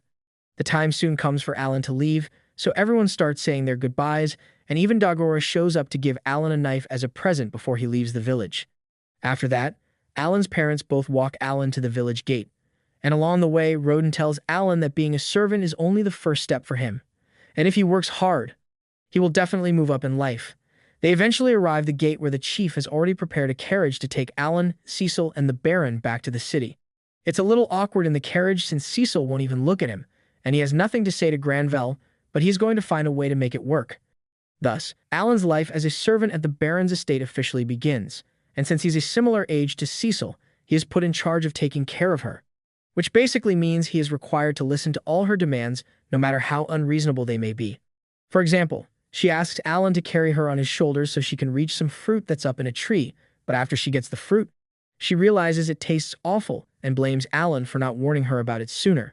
She's not a bad person, but she's really annoying to have to deal with all day, though Alan can't say anything about it since that would be disrespectful. She tells Alan to go buy some delicious fruit from the market for her, and Alan agrees to do so, but just then, he notices a giant ship flying overhead, and he is amazed because he had no idea that this world had stuff like this. Cecil doesn't understand why Alan is so shocked and asks if this is his first time seeing a magic airship, but Alan really hasn't seen one of these before. So she decides to leave him be and just reminds him to buy the fruit for her once he's done here. The next morning, Alan wakes up in his living quarters, and while it may look like an old attic room, well, actually, it is an old attic, but it's still a bit of an upgrade from Alan's old room. He has used his summoning skills to grow some grass plants with recovery-boosting aroma, so he always starts his days feeling fresh and energized. That said, he's still really hungry, so he decides to head downstairs for breakfast. In the dining hall, all the other servants are already eating, and over the past few days of working here, Alan has gotten to know them pretty well, especially the head servant, Rickle. When Rickle sees Alan, he asks him if he has been getting along well with Cecil, and Alan says yes, but Rickle can tell by looking at his face that she's been rough on him. He explains Cecil is only asking so much of him because he's a servant instead of a hallboy, but Alan has no idea what the difference is. Rickle explains that servants of the family are split into senior and junior ranks, but they are all still technically considered to be part of the family. However, hallboys are different because they are only temporary helpers of the family, so they aren't considered members of the family. Alan is surprised because he had no idea that becoming a servant here made him a member of the family, though now that he thinks about it, it does make sense why his dad was so overjoyed when the Baron made the offer. Later that day, Alan and a few other servants serve the Baron's family breakfast, and the Baron's wife is quite impressed by how well-mannered Alan is despite his humble upbringing. The Baron is also impressed that Alan is so skilled despite the fact that he is talentless, and though the part about him being talentless isn't true, Alan decides to just go along with it. As soon as Cecil finds out that Alan is talentless, she begins bragging about how she has the wizardess talent and her older brother has the swordsman talent. But Cecil's father yells at her to stop bragging about talent in front of her brother because it's a sensitive topic for him. Cecil's younger brother, Thomas, has always felt inferior because he doesn't have a talent. So hearing Cecil brag about it like that made him tear up, and Cecil feels really guilty for making him upset, but she still somehow finds a way to blame Alan for it. Later on, Alan has the afternoon off from work, so he decides to head into town, and his first stop is the Adventurers Guild because that's his #1 goal. He walks up to the front desk and asks the receptionist if he can register as an adventurer here. She explains that she can help him register, but first she needs to ask how old he is. Alan informs her that he is 8 years old, but unfortunately, she tells him that the minimum age to register as an adventurer is 12, so he isn't allowed to become one. Alan is devastated to hear this since he doesn't want to have to continue being a servant for 4 years, but since there's nothing else he can do for today, he decides to head to the notice board to gather some intel. At the board, he notices all kinds of monsters with different ranks posted with bounties, but a few moments later, an adventurer named Raven walks up to him and says this isn't a place for a kid like Alan, so he had better leave. Alan apologizes and agrees to leave, but before he does, he asks Raven why bounties are organized that way. Raven explains that monsters get stronger the further away from the city you get, so naturally, some of the strongest monsters are located in the White Dragon Mountain. Alan then notices a really old bounty on the wall of the White Dragon, so he asks why no one has taken it out yet even though the reward is so good. Raven explains that the White Dragon is simply way too strong for anyone to beat, but there's a ton of mithril growing in that area. So there are still tons of requests for it, and the bounty keeps getting higher and higher. All that information was really helpful. So Alan thanks Raven and heads on his way. He can't register himself as an adventurer yet, but that doesn't mean he can't fight monsters. And since this is his day off, he plans to make the most of it. He runs straight to the city gate, where he is stopped by a guard. Normally, people aren't allowed to leave the city without permission, but since Alan is technically a member of the Granville family, he is allowed to use their seal as identification, and that pretty much grants him access to wherever he wants to go. As soon as the guard opens the gate, he rushes out into the forest so he can start hunting monsters, but he doesn't want to be too careless, so he decides to start slow. Since monsters get stronger the farther into the forest you go, he only walks a few kilometers out so the monsters in the area will have an average of D rank. Once he arrives at an ideal location, Alan summons a hawk, and since the hawk has high intelligence, it is smart enough to understand Alan's commands. So he summons 5 more and orders them to fly into the air and track down any monsters in the area. While he's waiting for the hawks to find something, he decides to evaluate the intelligence of his tiger summon, but while it is obedient to him, it doesn't really understand Alan's commands, so it can only do so much. Just then, a hawk comes back to inform Alan that it has located a few monsters, and after following the hawk, Alan is led to a horde of goblins. The goblins notice him hiding behind a tree, so they all rush out to attack him, but Alan was prepared for this and summons 10 tigers to surround them. And for good measure, he summons a butterfly to cast a sleep spell on the goblins to make it easier to finish them off. Killing goblins doesn't earn him as much XP as killing a boar would, but a key benefit here is the fact that taking the goblins out is a lot quicker than taking a boar out, so Alan can farm them to his heart's content. By nightfall, Alan has hunted around 80 goblins, earning himself 16,000 experience points and allowing him to go up by 2 levels. He is really pleased with how his day off went, because not only did he level up, he also learned a lot about his summons. For example, the butterfly's sleep spell has an 80% chance of successfully putting a goblin to sleep, and D-rank magic stones can't be used to create E-rank summons, even though they are more valuable. Anyway, even though it's late, Alan wants to keep farming, so he asks the hawks to go look for more monsters to fight, but they all just kind of stare at him without moving. Alan asks what's wrong, and that's when he finds out that the hawks aren't capable of seeing well at night, so they won't be able to scout monsters for him anymore. That's a huge bummer for Alan since he still wanted to hunt a little more, but he's got bigger problems to deal with right now because he was planning to rely on the hawks to help him find his way back to the city. And if they can't see anything in the dark, then that means he is pretty much lost in the woods, but he can't spend the night out here, so he is forced to stumble through the dark until he eventually makes it back home. A month later, Alan commissions a blacksmith to make 3 metal balls for him since he has been meaning to find a way to make his rock-throwing skill more effective, and these are perfect. So after paying for the balls, he tosses them into his grimoire's storage.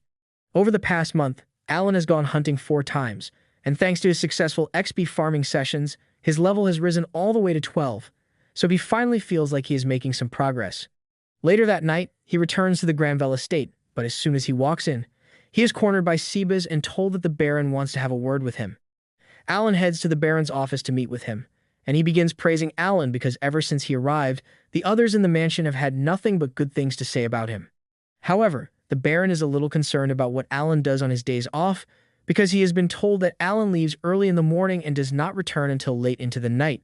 Of course, the Baron tells Alan that he isn't in trouble because he is free to do whatever he wants with his days off, but he just wants to have an idea of what Alan is up to. Alan understands why the Baron would be suspicious of his behavior, so he decides to be completely honest and explains that he has been hunting in the forest on his days off. The Baron asks why Alan is doing it, so Alan explained that as the son of a hunter like Rodin, it is simply natural for him to want to hunt as well. The Baron can't argue with that, so he tells Alan he is free to continue hunting as much as he wants. However, there is one condition. Sebas assumes that Alan must be hunting E-rank rabbits since he doesn't know he is strong enough to handle D-rank goblins, so he tells Alan that he cannot sell the meat he catches to any of the local butchers since it could cause a scandal if it became public knowledge. Instead, Sebas offers to have the estate buy any meat Alan hunts at 1 silver coin per bundle, which is higher than the current market rate. Alan is overjoyed by this news, especially since till now he had just been throwing away all the meat he gathered, so this will give him a chance to earn a little extra money. 6 months later, Alan is out in the forest on one of his weekly hunts, and today he plans to kill at least 100 goblins and a few horned rabbits to bring back to the mansion.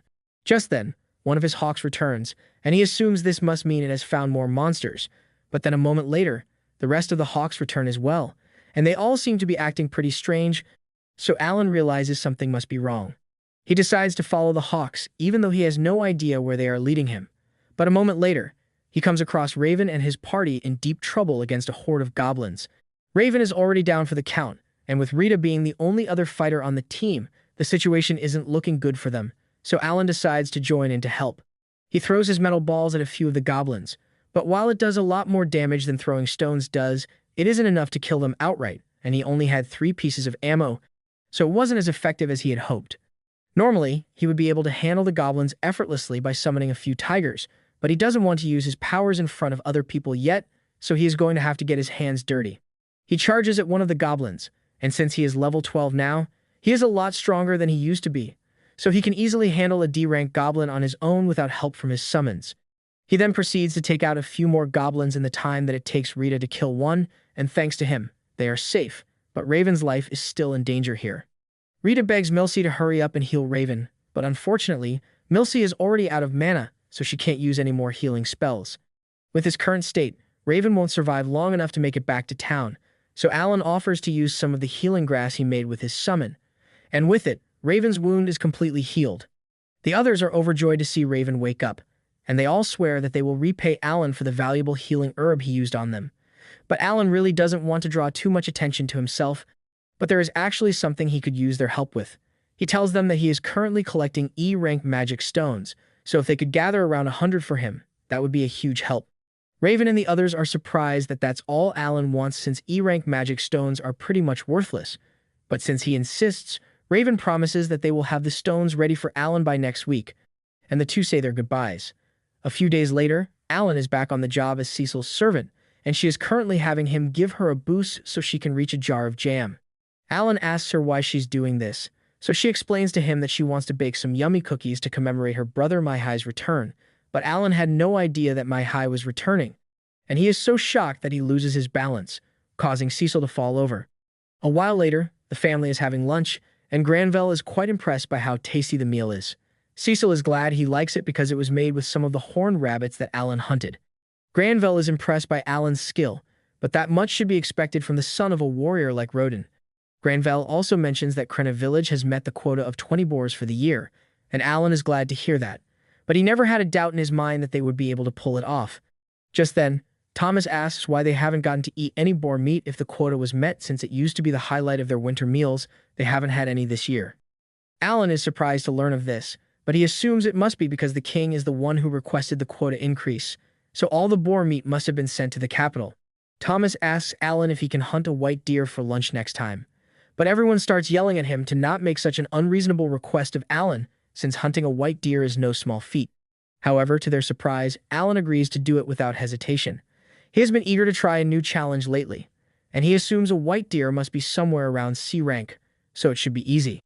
The next day, Alan heads out into the forest, and after digging a pit in the snow, he proceeds to run into the forest to track down a white deer. Once he finally spots one, he summons 4 frogs to act as bait. Using their provoke skills, the frogs easily grab the deer's attention, causing it to charge at them. But when it was about to hit the frogs, Alan desummoned them and then resummoned them at a different location. This goes on for a bit until Alan eventually leads the deer straight into the hole he dug for it, and now that it is trapped, there's nothing stopping Alan from killing it. An hour later, the staff at the mansion goes into a panic because a giant white deer just showed up at the front gate, but just as they are about to attack it, they hear a voice coming from underneath, and a moment later, Alan rolls out from under the deer. Killing it was easy, and it did give him over 2,000 XP, but it was a serious pain in the butt to carry all the way back here by himself. He asks the other servants to go call Thomas because he hunted this deer specifically for him. And a moment later, the entire family comes out to see what's going on, and Granville is shocked to see that Alan really did hunt a deer. Thomas is delighted since this means they will be able to have deer meat for New Year's, but the rest of the family is still in shock over the whole thing. Granville is starting to wonder if Alan is really talentless, because there's no way a normal 8-year-old should be capable of taking down a C-rank monster on his own, so he plans to have Alan reassessed as soon as possible. A little while later, Alan is called into a meeting with Sebas, where he is informed that he is going to be promoted to a huntsman.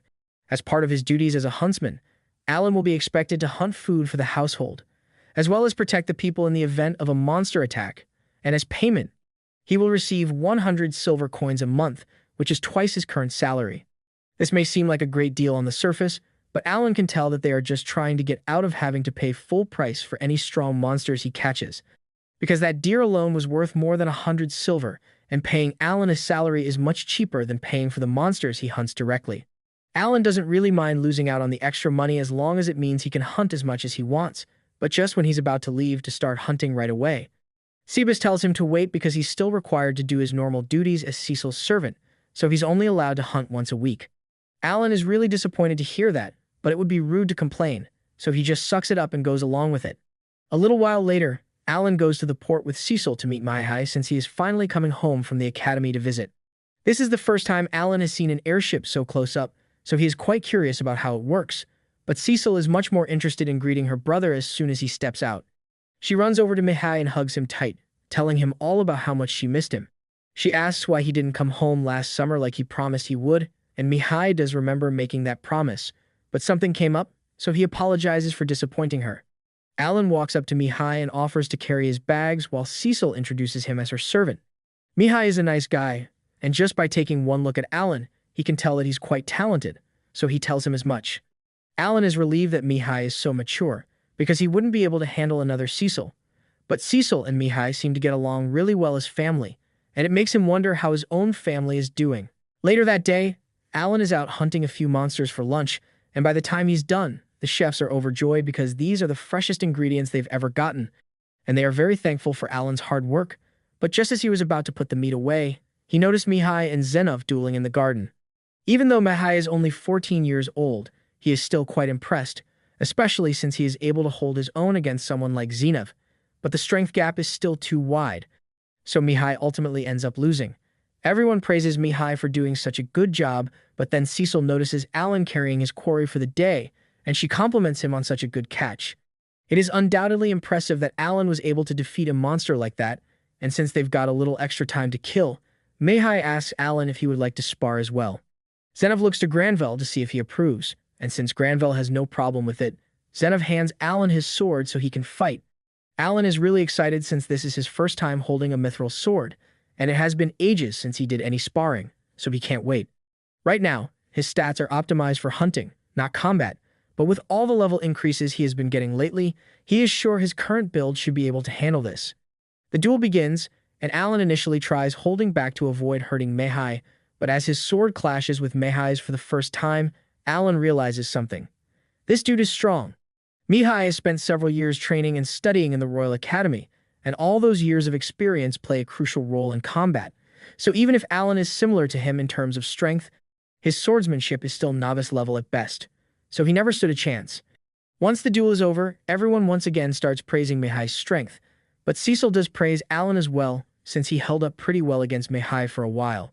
Thomas asks Mihai how he got so strong, so Mihai explains that he was forced to clear a dungeon as a summer project last year, and that experience made him a lot stronger. Cecil realizes that's probably why Mihai wasn't able to visit last summer, and she feels kind of bad for him. But Alan is busy thinking about how amazing the training Mihai receives at the academy must be. Cecil asks Mihai whether he's going to stay for a while, but unfortunately, he has to head back to the academy in a few days, and he won't be back until summer next year. Alan suddenly asks Mihai to spar with him when he next returns, and Mihai accepts his request. He then shakes Alan's hand and asks him to take care of Cecil until then, and Alan is forced to agree, but internally, he's thinking about the quickest way to get out of this stupid job without dishonoring his father. A little while later, Viscount Carnal shows up to pay Granville a visit, and he makes some snide remarks about this being a backwater town, which Granville laughs off. But it's clear that these two absolutely hate each other. Alan serves Carnal his meal, and Carnal is delighted because he thinks this is the famous boar meat that Granville had been keeping all to himself, but in reality, it's just the horned rabbit Alan hunted. However, Carnal can't really tell the difference. The Carnal and Granville families have been at odds with one another for centuries at this point, and right now, the Carnal territory is doing really well, while the Granville territory is on an economic downturn. The reason for this is the fact that both territories are located on either side of the White Dragon Mountain. The mountain contains a lot of mithril, so both regions have several mines in the mountain, but the dragon on top of the mountain is currently roosting on the Granville side, so they can't use their mines, which is why their economy took such a huge hit. Though, it hasn't always been like this.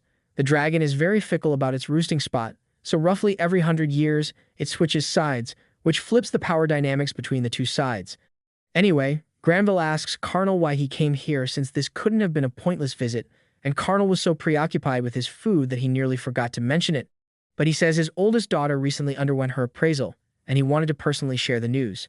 Alan assumes Carnal's daughter must have gotten an amazing talent, so he is here to rub it in Granville's face. But to his confusion, Carnal announces that his daughter is talentless, and what makes it even more confusing is the fact that Carnal mockingly reminds Granville that 2 out of his 3 children have talents. Granville gets angry and points out that Carnal also has an older son who has a talent, so that means both of them are going to have to fulfill a noble's duty someday. After that, Carnal leaves, and Alan has no idea what that whole thing was about, but it did teach him that being a noble isn't as much fun as he thought. Sometime later, on one of his days off, Alan meets with the party he helped and asks them for some advice because he's thinking about hunting a few C-rank monsters. After all, he has hunted over 10,000 goblins in the forest already, and farming D ranks really isn't doing it for him anymore. The group warns Alan that C-rank monsters are a lot more dangerous than what he's used to, and Alan is aware of that, which is why he wants to learn everything he can from them before going on his next hunt. Later on, Alan is out in the forest when one of his birds spots a C-rank monster and rushes over to come call him.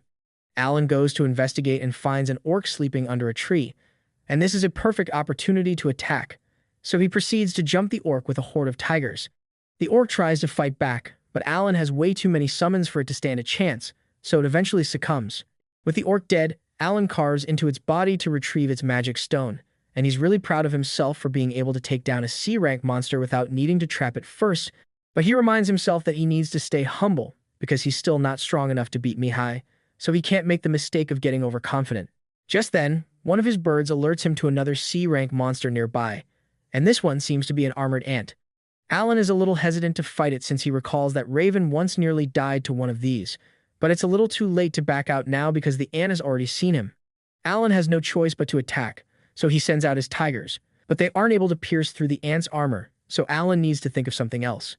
He decides to try using his butterfly summons to put the ant to sleep, and once it rolls over, he jumps on its belly in an attempt to kill it, but his knife won't go through even though his attack power is over 400.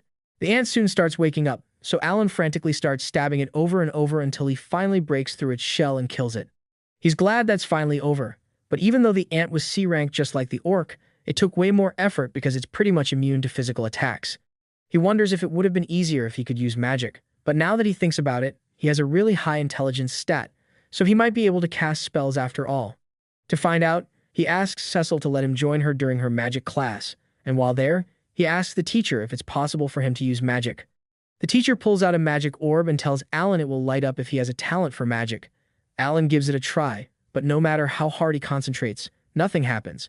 He is forced to come to terms with the fact that he's completely magic-less, and he's taking it really hard, so Cecil feels bad for him and offers Alan a cookie to cheer him up. One day, while the family is having dinner, Rickle suddenly barges into the dining hall to warn them all that a murder gulch has been spotted in the area and at its current pace. It will arrive at the southern gate in less than 2 hours. This is terrible news, so Granville asks if they can get Zenov to deal with it, but unfortunately, Zenov and his knights are currently away on a monster hunting mission, and they won't be back for at least 2 days, so they are on their own. Granville orders Rickle to go to the Adventurers Guild and put out a quest to get as many people as possible to defend the city, and in the meantime, Alan volunteers to hold the Murder Gulch off. The Murder Gulch is a B-rank monster, and Alan knows that the adventurers in this town stand no chance of beating it, so it's up to him to protect them.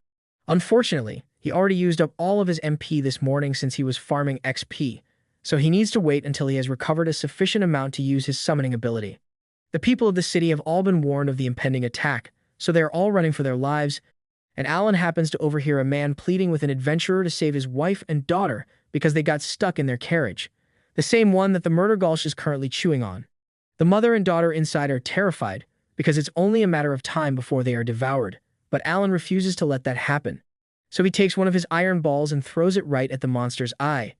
This successfully draws the monster's attention away from the family, but now the monster is focused on Alan instead, so he takes off running and tries to lead the monster towards the mountain to keep the city safe. As he is running, his MP is restored, so he uses it to reset his summon roster and stock up on butterflies because those give him speed and agility boosts.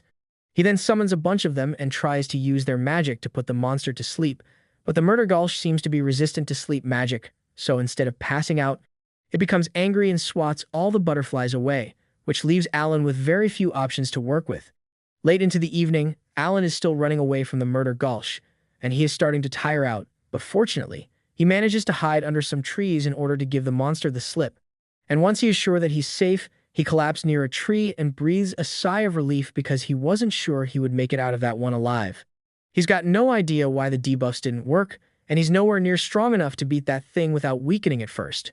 He even had to use up a bunch of his magic stones just to survive long enough to make it out here, but at least he successfully led it far away from the city, so the people should be safe now. He plans to just head home and wait for Zenov to return so he can deal with the Murder Gulch, but just as he was about to leave, He senses something staring at him, and to his horror, it turns out that the Murdergolsh has found him. He takes off running, but the monster has no intention of giving up hunting Alan, so he ends up running day and night trying to escape. 3 days later, Alan finally managed to shake off the monster and make it back to the city, but after being forced to run non-stop all for days, he is tired, hungry, and on the verge of collapse. The city guard sees him coming and recognizes Alan as the hero who sacrificed himself for the city a day ago, so he rushes over to catch him, and by the time Alan opens his eyes again, he is back at the mansion with Seabez and Seals looking after him. Seals is really happy that Alan is all right, but she also yells at him for making her worry like that, which Alan kind of expected from her. Seabez asks Alan if he remembers anything, so Alan tells him that the monster was relentless and chased him for 3 whole days before he lost it, and once the coast was clear, he turned back to return to the city. Seabez is impressed by Alan's bravery, and he informs him that Granville is just as pleased with what he has done, so after Alan is back on his feet, he would like to meet with him. A little while later, Alan goes to meet Granville, and he explains that he wasn't strong enough to defeat the monster on his own, so he decided to draw its attention and lead it as far away as possible. He then apologizes for doing something so reckless, but Granville tells Alan that he has nothing to be sorry for. Handling monsters like the Murdergolsh would have been impossible without Zenov and his knights, so Alan's brave actions undoubtedly saved the city from mass casualties, which is why rewards have been prepared for Alan in the amount of 10 gold coins from Granville and another 10 gold coins from the family that he saved that day. Alan is overjoyed because with that kind of money, he could definitely buy himself a decent sword, and that's exactly what he does, because the next time we see him, he's rocking a mithril sword. With this, he is easily able to defeat an armored spider on his own, but it's still not hard enough to pierce through the spider's hard abdominal armor. That said, it is capable of piercing through the gaps in the armor, so Alan is able to dig into the spider's body and take out the magic stone. Now that he's done with that, he wants to run a little test with his summons, so he calls over 3 of his hawks, has 2 of them land, and then stores 1 in his grimoire. He then places a fruit in a bag and asks the hawk in front of him to point to the item that he put in the bag. The first hawk easily identifies the fruit, but Alan already expected that, so he moves on to the next step of the test and resummons the second hawk. He then asks the hawk the same question, and it immediately identifies the fruit, which tells Alan that different summons of the same type can share information with one another.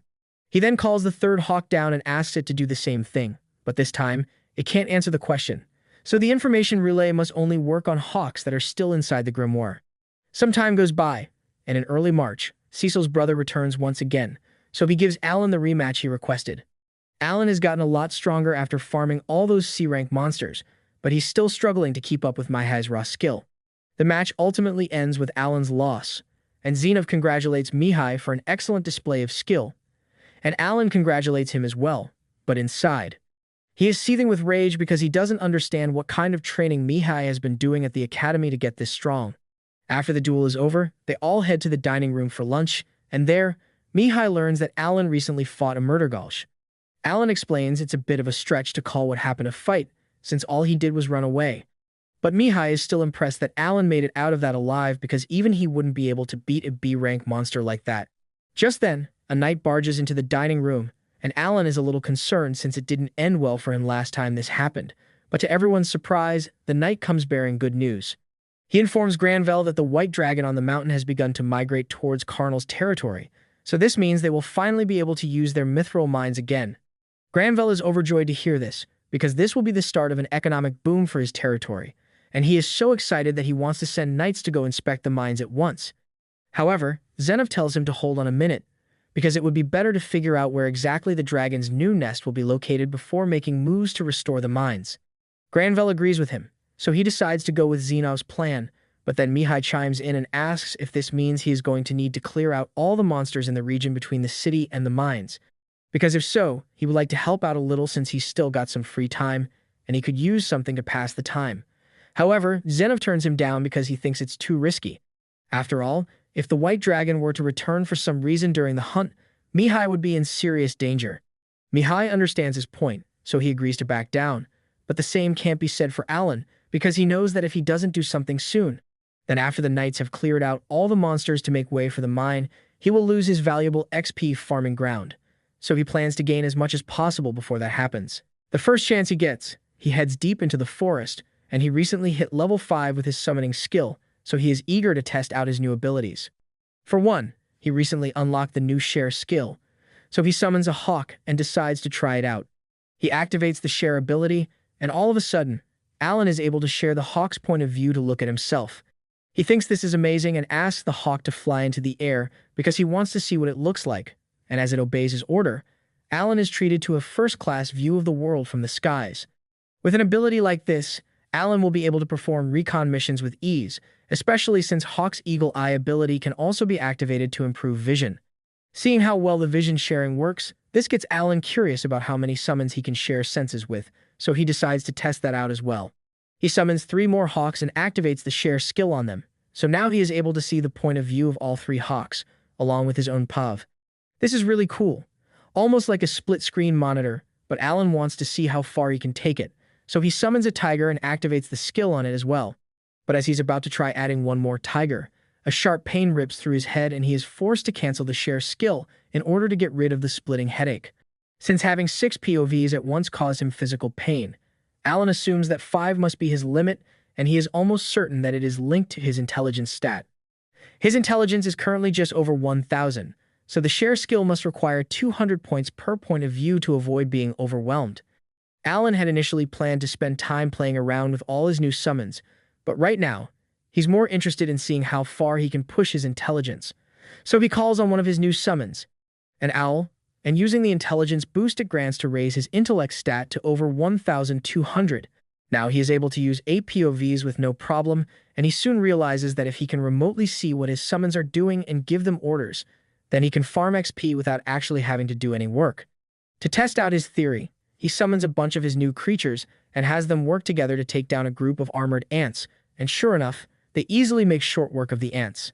With this, Alan won't have to worry about losing his excuse to hunt, so he gives his summons orders and warns them to never attack human adventurers, even if the adventurers attack them first because he would rather not be responsible for a homicide. After that, he prepares to leave the forest, but just then, he comes to the realization that there's one more way he could apply his shared vision. He sends one of his birds all the way back to Krina village to check up on everyone, and through its eyes, he can see that they are all doing well. Krina and the others are training, Rodin is working in the fields, and his mom is braiding his little sister's hair. It is a relief to see their faces again, even if it's only through the bird, and he plans to visit in person eventually. But for now, Alan has the bird set down a gold coin for them before leaving. 6 months go by, and Xenoph and his knights have been making steady progress with reclaiming the mines, but unfortunately, Xenoph informed Granville that it's going to take a lot longer than expected because during the time that the mithril mines were left untouched, they became overrun with monsters, and on top of that, the surrounding villages which had acted as mithril refineries have also been overrun with monsters. He estimates that it will take at least 3 years to reclaim all of those regions. Granville is shocked to hear this, so he desperately asks Xenoph to try to get it done as soon as possible because he can't wait that long.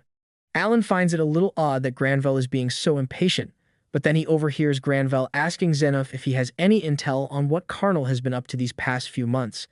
As far as Xenoph knows, Karnal attempted to continue mining even though the dragon had moved back over to his side, and ultimately, the entire mining crew suffered for it because they were burnt to ash as soon as the dragon spotted them. It is unlikely that Karnal will be able to continue his mining operations as things are now, but Granville asks Xenoph to remain on high alert because there's no telling what trick Karnal might pull this time. Alan doesn't really understand what they are talking about, but he doesn't particularly care because over the past 6 months, he has been farming XP with his monsters non-stop, and after he turns 12, he plans to quit being a servant here and go register as an adventurer. Though that's still 2 years from now, so until then he plans to continue taking out as many monsters as he can before the knights clear them out. To that end, as soon as Alan gets a chance, he heads out into the forest and locates a village that has been overrun with goblins. Normally, he would leave the goblin village intact and let them respawn so he can farm XP more efficiently, but he has seen Goblin Slayer, so he knows all about the messed up stuff goblins do out here. If he doesn't deal with them himself, then they are just going to end up hurting more people later on, which is why he's not going to hold back at all. He uses his bear summons to block off all the exits to the village and corners the goblins inside, and once there's nowhere left for the goblins to run, the bears begin mauling them. Soon after, the Goblin King comes out to fight, and normally, this would qualify as a boss fight, but Alan and his summons are way too overleveled for this to even be considered a challenge. So a few minutes later, every goblin in the area has been dealt with. By the end of it all, Alan earns almost 50,000 XP, and he plans to go around destroying every single goblin's camp in the area, so he's going to earn a lot more XP. Sometime later, Mihail graduates from the academy, so it's time for him to return and live with his family. However, to Alan's surprise, the first thing Mihail does after getting off the airship is ask him for a no-holds-barred duel. Alan has no reason to say no, so he agrees to the duel, and after returning home, they both square up with one another. Alan plans to give this all he's got, so he puts all his stat boosts into speed and strength, and as the duel begins, he immediately closes the distance with Mihail. Mihail is honestly shocked by how fast Alan is now compared to the last time they fought, but despite Alan's improvements, Mihail is still able to hold his ground because he has the strength and skill advantage. Alan does his best to keep fighting, but before long, Mihail successfully disarms him, so he has yet again lost. Alan accepts defeat, but as he raises his hand to congratulate Mihail, Mihail silently walks past him and up to Granville. Granville says he is proud to see how strong Mihail has grown over his years at the academy, and he says he is the pride and joy of the Granville family, which makes what he must do all the more heartbreaking. Mihail then walks up to Cecil and Thomas and tells them that he has some bad news. He says he has to go fulfill the duty of a noble, so he is going to be gone for quite a while. Cecil is disappointed to hear that and asks Mihail what he is going to be doing, but unfortunately, Mihail isn't allowed to share that information. He assures her that he will be back in 3 years. Hearing that Mihail is going to be gone for so long just makes Cecil feel even worse because she was looking forward to spending time with him. Alan has very little context for this situation, but from what he can tell, a noble's duty must be some horrible task that every gifted noble is required to undertake at a certain age. Kind of like how we all have to go cave diving alone with no gear one day. Truly tragic. The next day, Mihail is set to leave to fulfill his duty, and after saying goodbye to his family, he heads toward his carriage. As he's about to step inside, he leans in close to Alan and begs him to watch over Cecil for him while he's gone, and Alan just instinctively agrees. After that, Mihail leaves, and Alan is a little curious about the whole noble's duty thing, but not so curious that he is willing to go snooping around, so he just lets it go. A year later, Alan has made some significant progress in his quest to eradicate all goblin camps in the forest, and he decides to move on to orc camps now. Orcs may be stronger than goblins, but overall, it's not that much of a challenge for Alan and his summons. They all coordinate well to deal with the orcs' attack, and Alan is really happy with how well things are going, but he does wish there were some way for him to tell how much health his summons had left in reserve, because while they may be able to fight without getting tired, if the damage they take passes a certain threshold, they just disappear without warning. Though in a situation like this, it's not a huge problem since Alan could always just summon more monsters.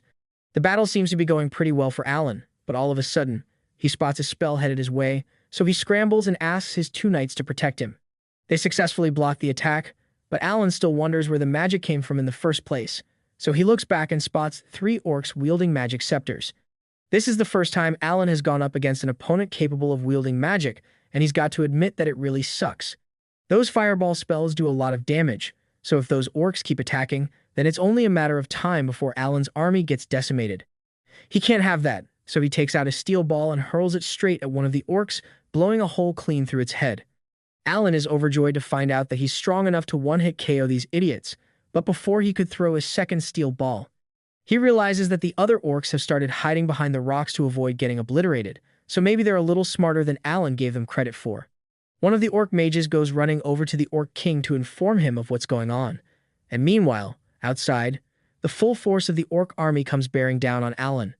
There are a lot more of them than Alan was expecting, but he's got a ton of D-rank magic stones in supply after his goblin genocide, so he can summon up to 20,000 bears if he wants to, and that's why he's sure he's going to win eventually.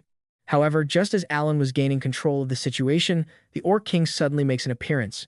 This one is a B-rank monster, so it's going to be a significant challenge for Alan. He starts off by sending 2 bears out to fight it, but the orc king easily cleaves both of them with a single strike.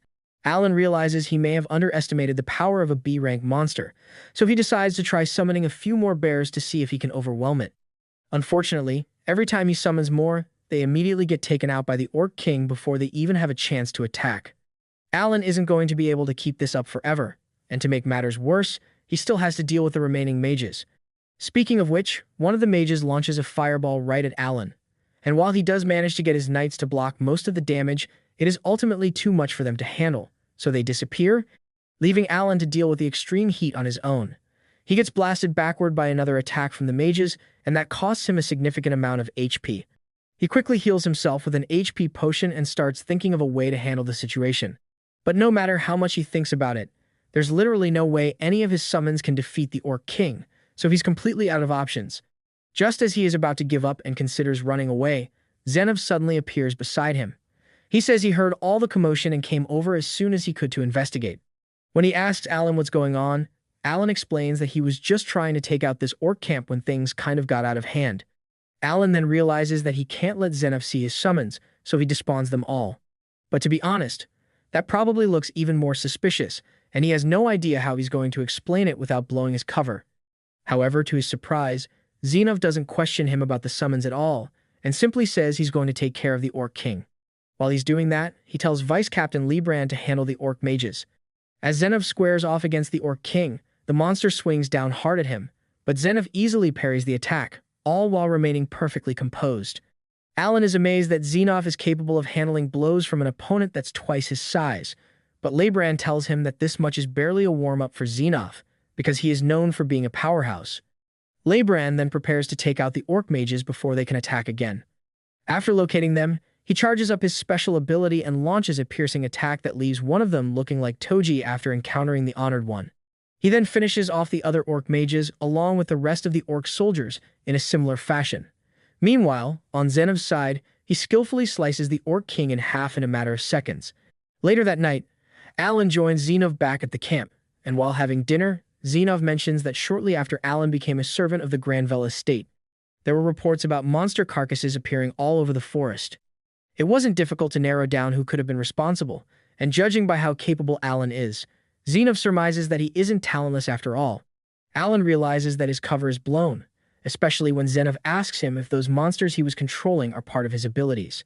It would be pointless for Alan to deny it now, but he also doesn't want to give away too much information because who knows what kind of trouble he would get into if he explains that the god of creation personally gave him this talent.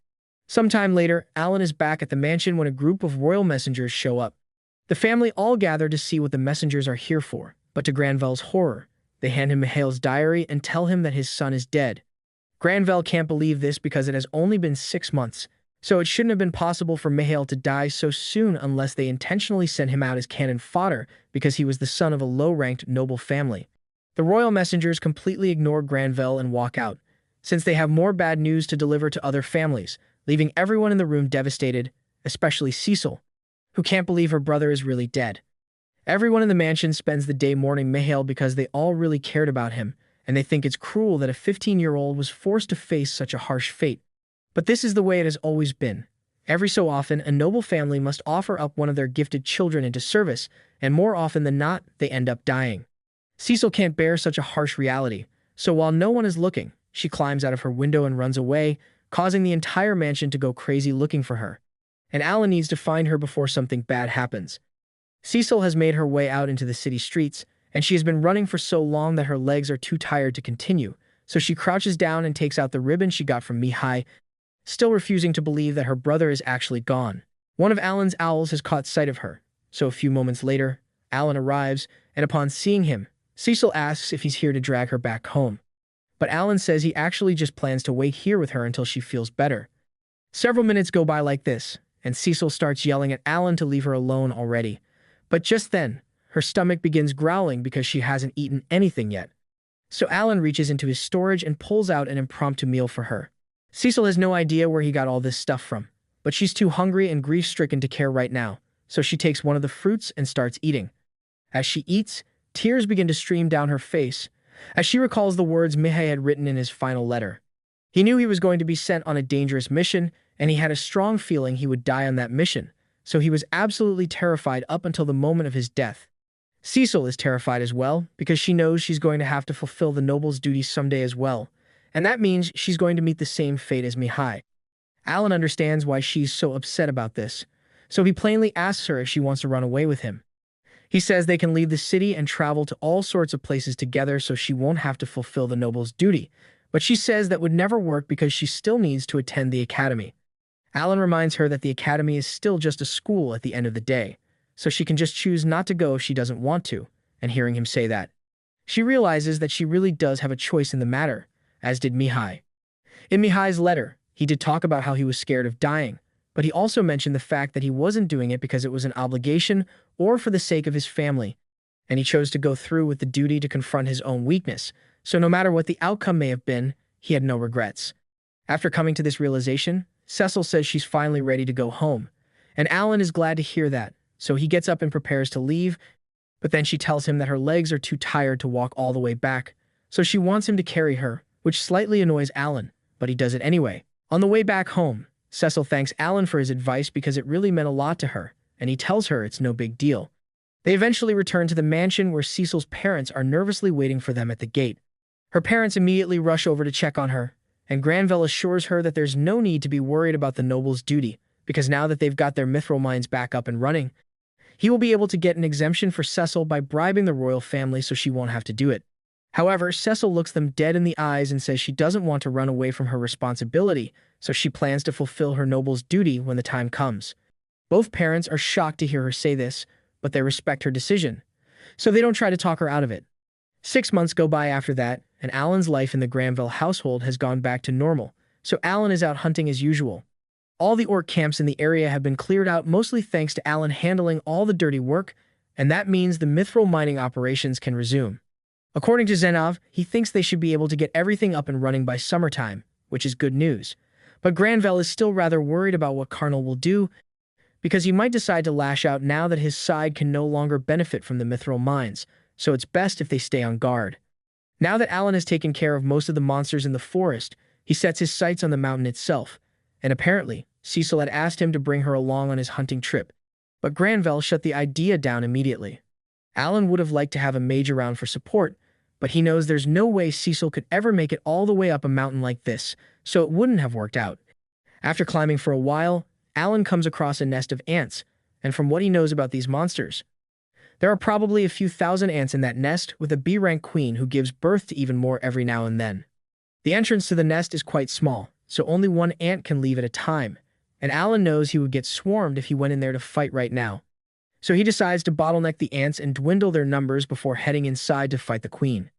With the entrance now clear, Alan summons a few owls to head inside and scout the interior of the tunnel so he can find the queen, and as they fly through the tunnels, Alan's grimoire creates a detailed map of every single path in there. At one point, Alan comes across an egg incubation room, which is probably the main reason there were so many ants in here in the first place, and he doesn't want to risk hatching them early, so he plans to circle back to take care of them after he has dealt with the queen. Several hours go by, and the sun is about to set, but Alan still hasn't found the queen ant yet, and he's starting to wonder if he should just call it a day and head home. But if he does that, then the soldier ants would probably have respawned by the time he comes back. He doesn't want to go on another month-long farming session, so he decides to power through the hunt tonight, and his resilience ends up paying off because one of his owls finally located the ant queen in one of the tunnels. The second Alan receives the info about the queen's whereabouts, he pulls up with his entire army, and the first order of business is to take out all the soldier ants protecting the queen before dealing with her. The soldier ants were easy enough for Alan's bears to handle, but when it comes to the queen itself, the bears get one shot. Fortunately, the queen's abdomen is completely exposed, so each bear is able to land a solid bite on the queen's body before they get defeated. So Alan keeps summoning more, and over time, the queen finally succumbs to the constant damage. Alan is relieved that the battle is finally over, but it's already way too late for him to start heading back to the city now. So he decides to camp out in the cave for the night and head back in the morning, but just as he's about to set up camp, he notices some mithril on the ground nearby. The next day, Alan returns to the Granville estate with the shell of the queen ant in tow, and he informs everyone of what he accomplished, but they are honestly having a hard time believing his story. Defeating soldier ants is one thing, but even the Knight's Order doesn't have the resources necessary to challenge an entire ant colony and defeat a queen. Alan understands why they are all skeptical since he wouldn't have been able to do it without his summons, and the only one here who knows about his summons is Zenov. Granville asks Zenov for his opinion on the matter, and Zenov can't really confirm if this is actually a queen ant shell or not since he has never seen one himself. But then Alan remembers the mithril he found in the cave, so he pulls it out as undeniable proof that he ventured into a cave in the White Mountains. Seeing this transforms everyone's doubt into amazement, because they now realize that Alan was telling the truth, so Granville tells him to come inside because he wants to hear about the whole thing in great detail. Of course, Alan doesn't reveal the truth about his summons, but he does explain where he found the cave and present the map he created of the cave's layout. Granville is more than happy with the information Alan provided because not only did he clear out the cave, but the fact that he found mithril in there means it must be an undiscovered mithril vein. And since Alan is the one who discovered it, Granville is rewarding him with 30% mining rights for that vein. Alan doesn't really know what that means, but Sebas tells him he doesn't need to worry about it too much.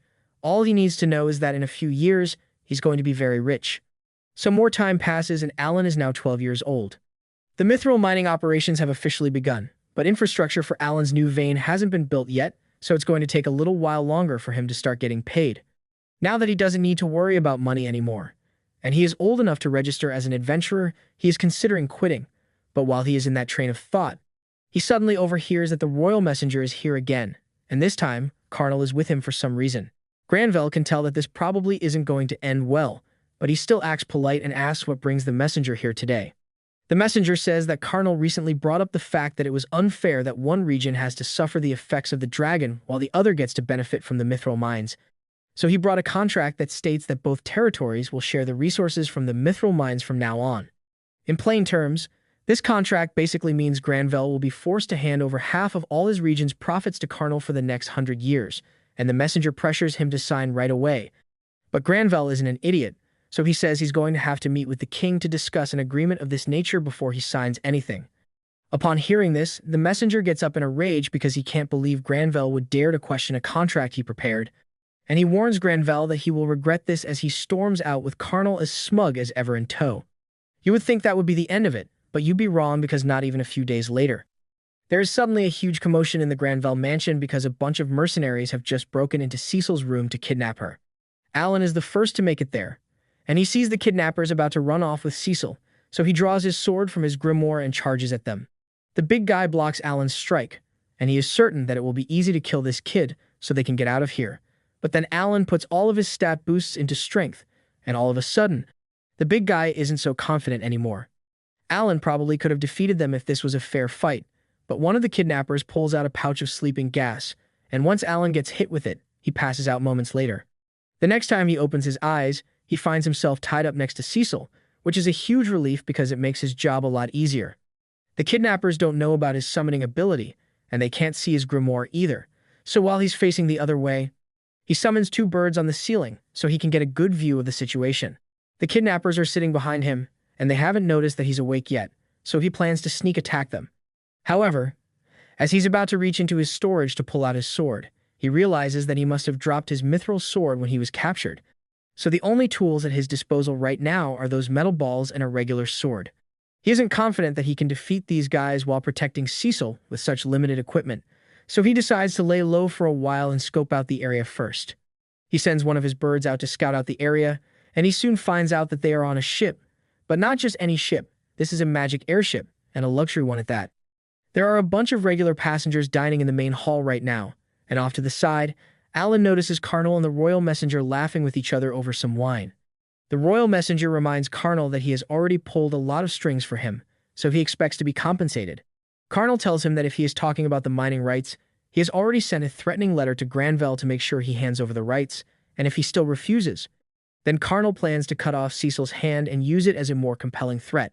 Alan is furious when he finds out that Carnal is the one behind all this, but back in the room where they are being held, Cecil finally wakes up, and she immediately starts freaking out.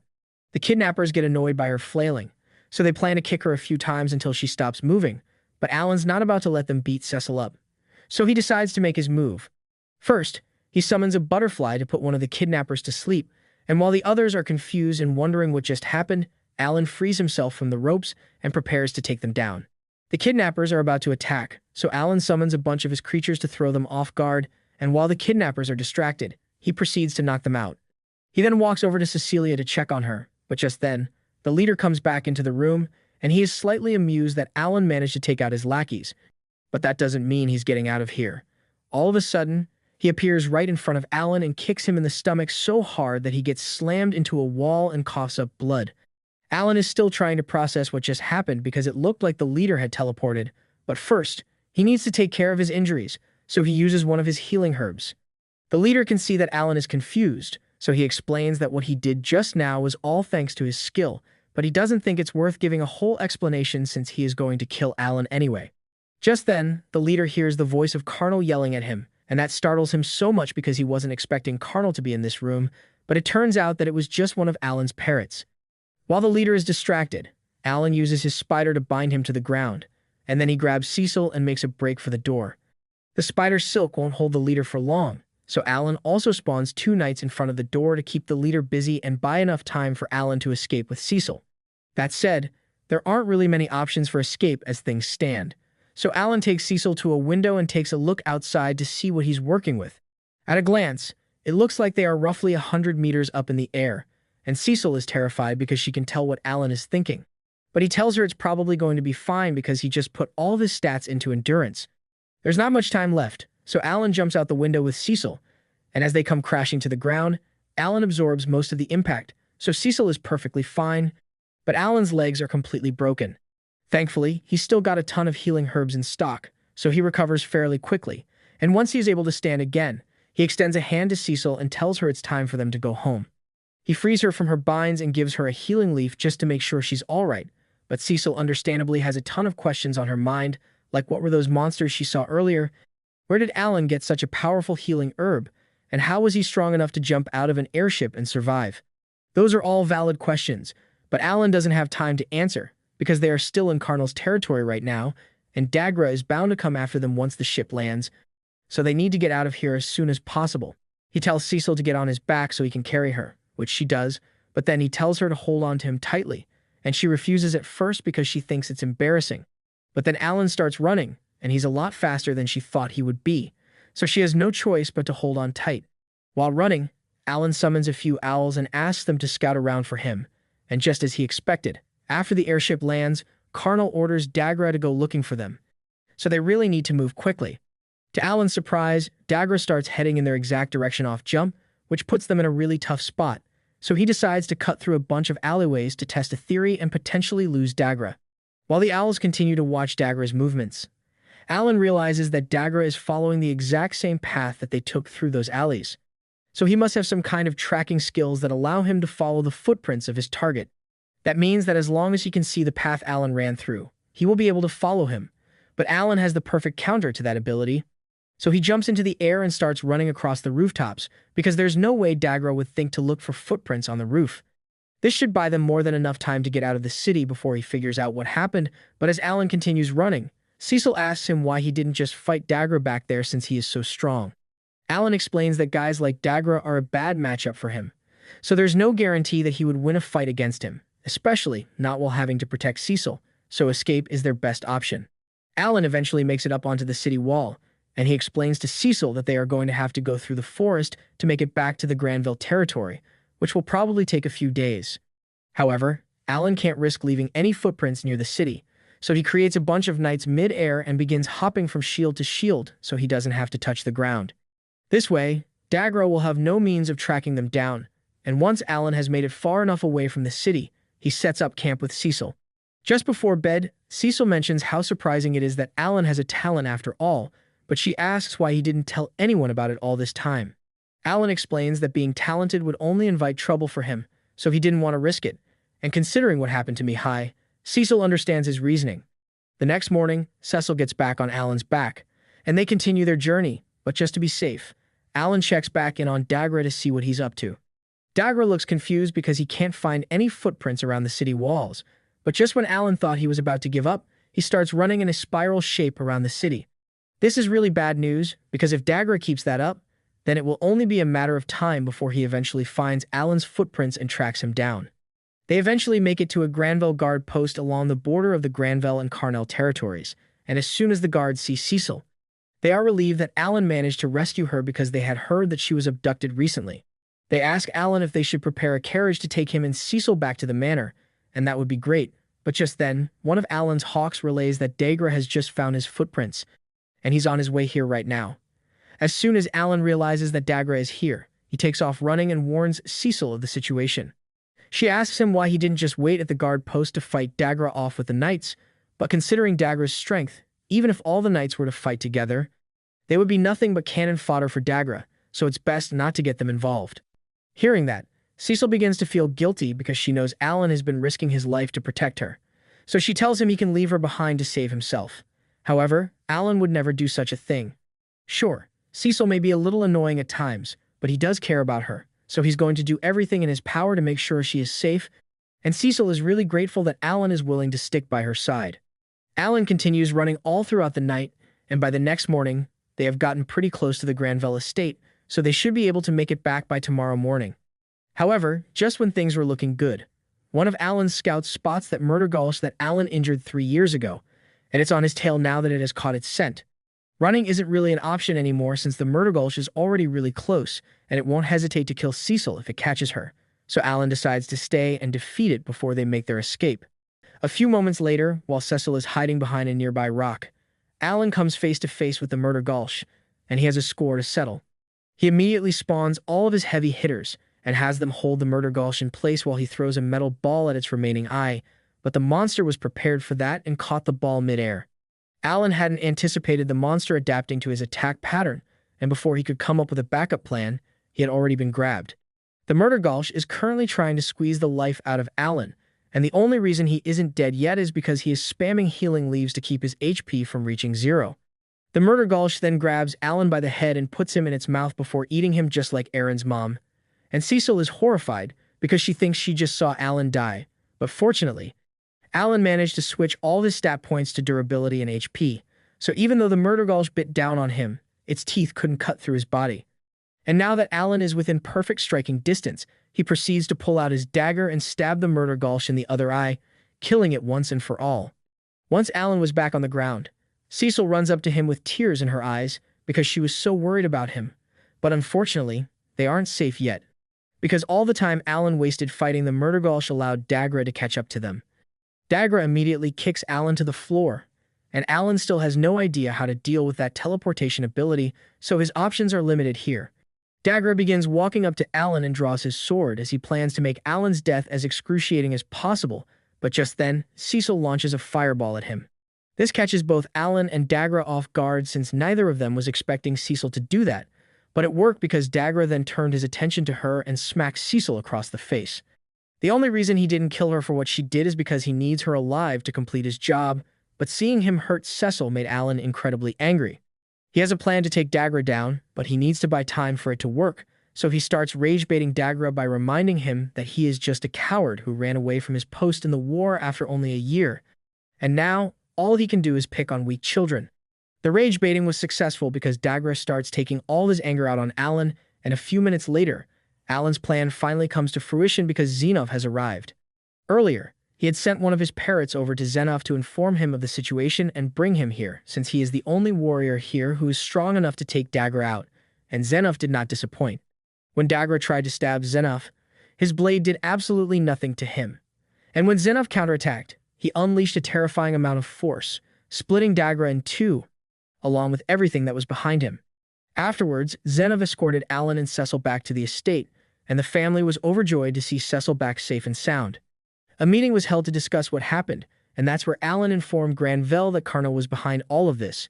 Since his mines were no longer profitable with the dragon around, Carnell conspired with the royal messenger to attempt to steal half of Granville's mining rights, but he couldn't let Granville inform the king of what he was doing, so he intended to hold Cecil hostage and use her to force Granville to sign. Granville is outraged upon learning all this, so he orders for a carriage to be prepared immediately, because he plans to head to the capital right away. However, Alan tells him to wait a moment because he needs to think this through before he takes action. If Granville were to simply report this to the king, then sure, Carnell would probably get what he deserves, but the royal messenger would likely go unpunished. To make sure everyone is dealt with properly, Alan offers to relinquish his mining rights and tells Granville to use those mining rights as a bargaining chip with the king to ensure that a thorough investigation is conducted. Granville is shocked because it sounds like Alan is trying to convince him to bribe the royal family, and that's exactly what Alan is trying to do. He tells Granville that as the head of the family, it's his job to get his hands dirty when necessary to ensure his family's safety, and Granville realizes he is right, so he thanks Alan for the advice and prepares to follow through on it. As a result of the ensuing investigation, the royal messenger was fired, and the Carnell territory was dissolved and put under royal rule for the time being. Later on, given everything they had been through, Granville granted Cecil and Alan permission to receive a special lecture on what a noble's duty is, but only on the condition that they don't tell anyone about this. Basically, as far as the general public knows, the kingdom of Rashtat has been at peace for a long time, but it is far from the truth. Around 112 years ago, a self-proclaimed demon lord appeared and demanded that the rulers of all the different kingdoms submit to him, but naturally, no one agreed to such a ridiculous request. However, roughly 50 years after the initial declaration, the event known as the Great Calamity took place. The demon lord went on the offensive, and using a massive army of monsters, all B rank and above, he began to invade the surrounding nations, completely destroying 4 of them in only 4 years. To put a stop to the demon lord's reign of terror, the different continents banded together to form an alliance to fight against the demon lord, and as part of that alliance, each continent was required to found an academy to train fighters before they were sent to the front lines, but their efforts hadn't been enough to stop the demon lord because the invasion had continued. That was until the hero known as Helmos was born in the Empire and restored humanity's hope. He was the first person to ever have the talent of hero, and after he joined the battle, the tide shifted dramatically in favor of humanity. Helmos is currently 22, and he is still courageously fighting on the front lines to this day. Alan was amazed to learn all this because he recalled how the hero and demon lord classes had 5-star difficulties, so they are probably some of the strongest people in this world. As for the noble's duty, it is simply a mandatory 3-year draft into the army for any nobles who possess a talent. It is a rule that is heavily dreaded because even with the hero on their side, half of all noble recruits still end up dying. Later on, Granville calls Alan into a meeting because he has something he wants to discuss with him. He had attempted to get Cecil exempted from the draft, but the king refused because her wizardess talent is too valuable to overlook. Thus, Granville would like to ask Alan for a favor. He is aware that Alan has some kind of talent, so he offers him 600 gold coins, which is all the money he could gather at the moment, and asks Alan to please accompany Cecil to the academy and protect her when she inevitably gets sent to the battlefield. Alan is hesitant to agree at first, because while he does care about Cecil, this is a huge responsibility to shoulder. That said, he does need to face stronger and stronger opponents if he wants to continue leveling up, so this might be a good chance for him to grow. Thus, he accepts the Baron's request to protect Cecil and promises to defeat the Demon Lord someday.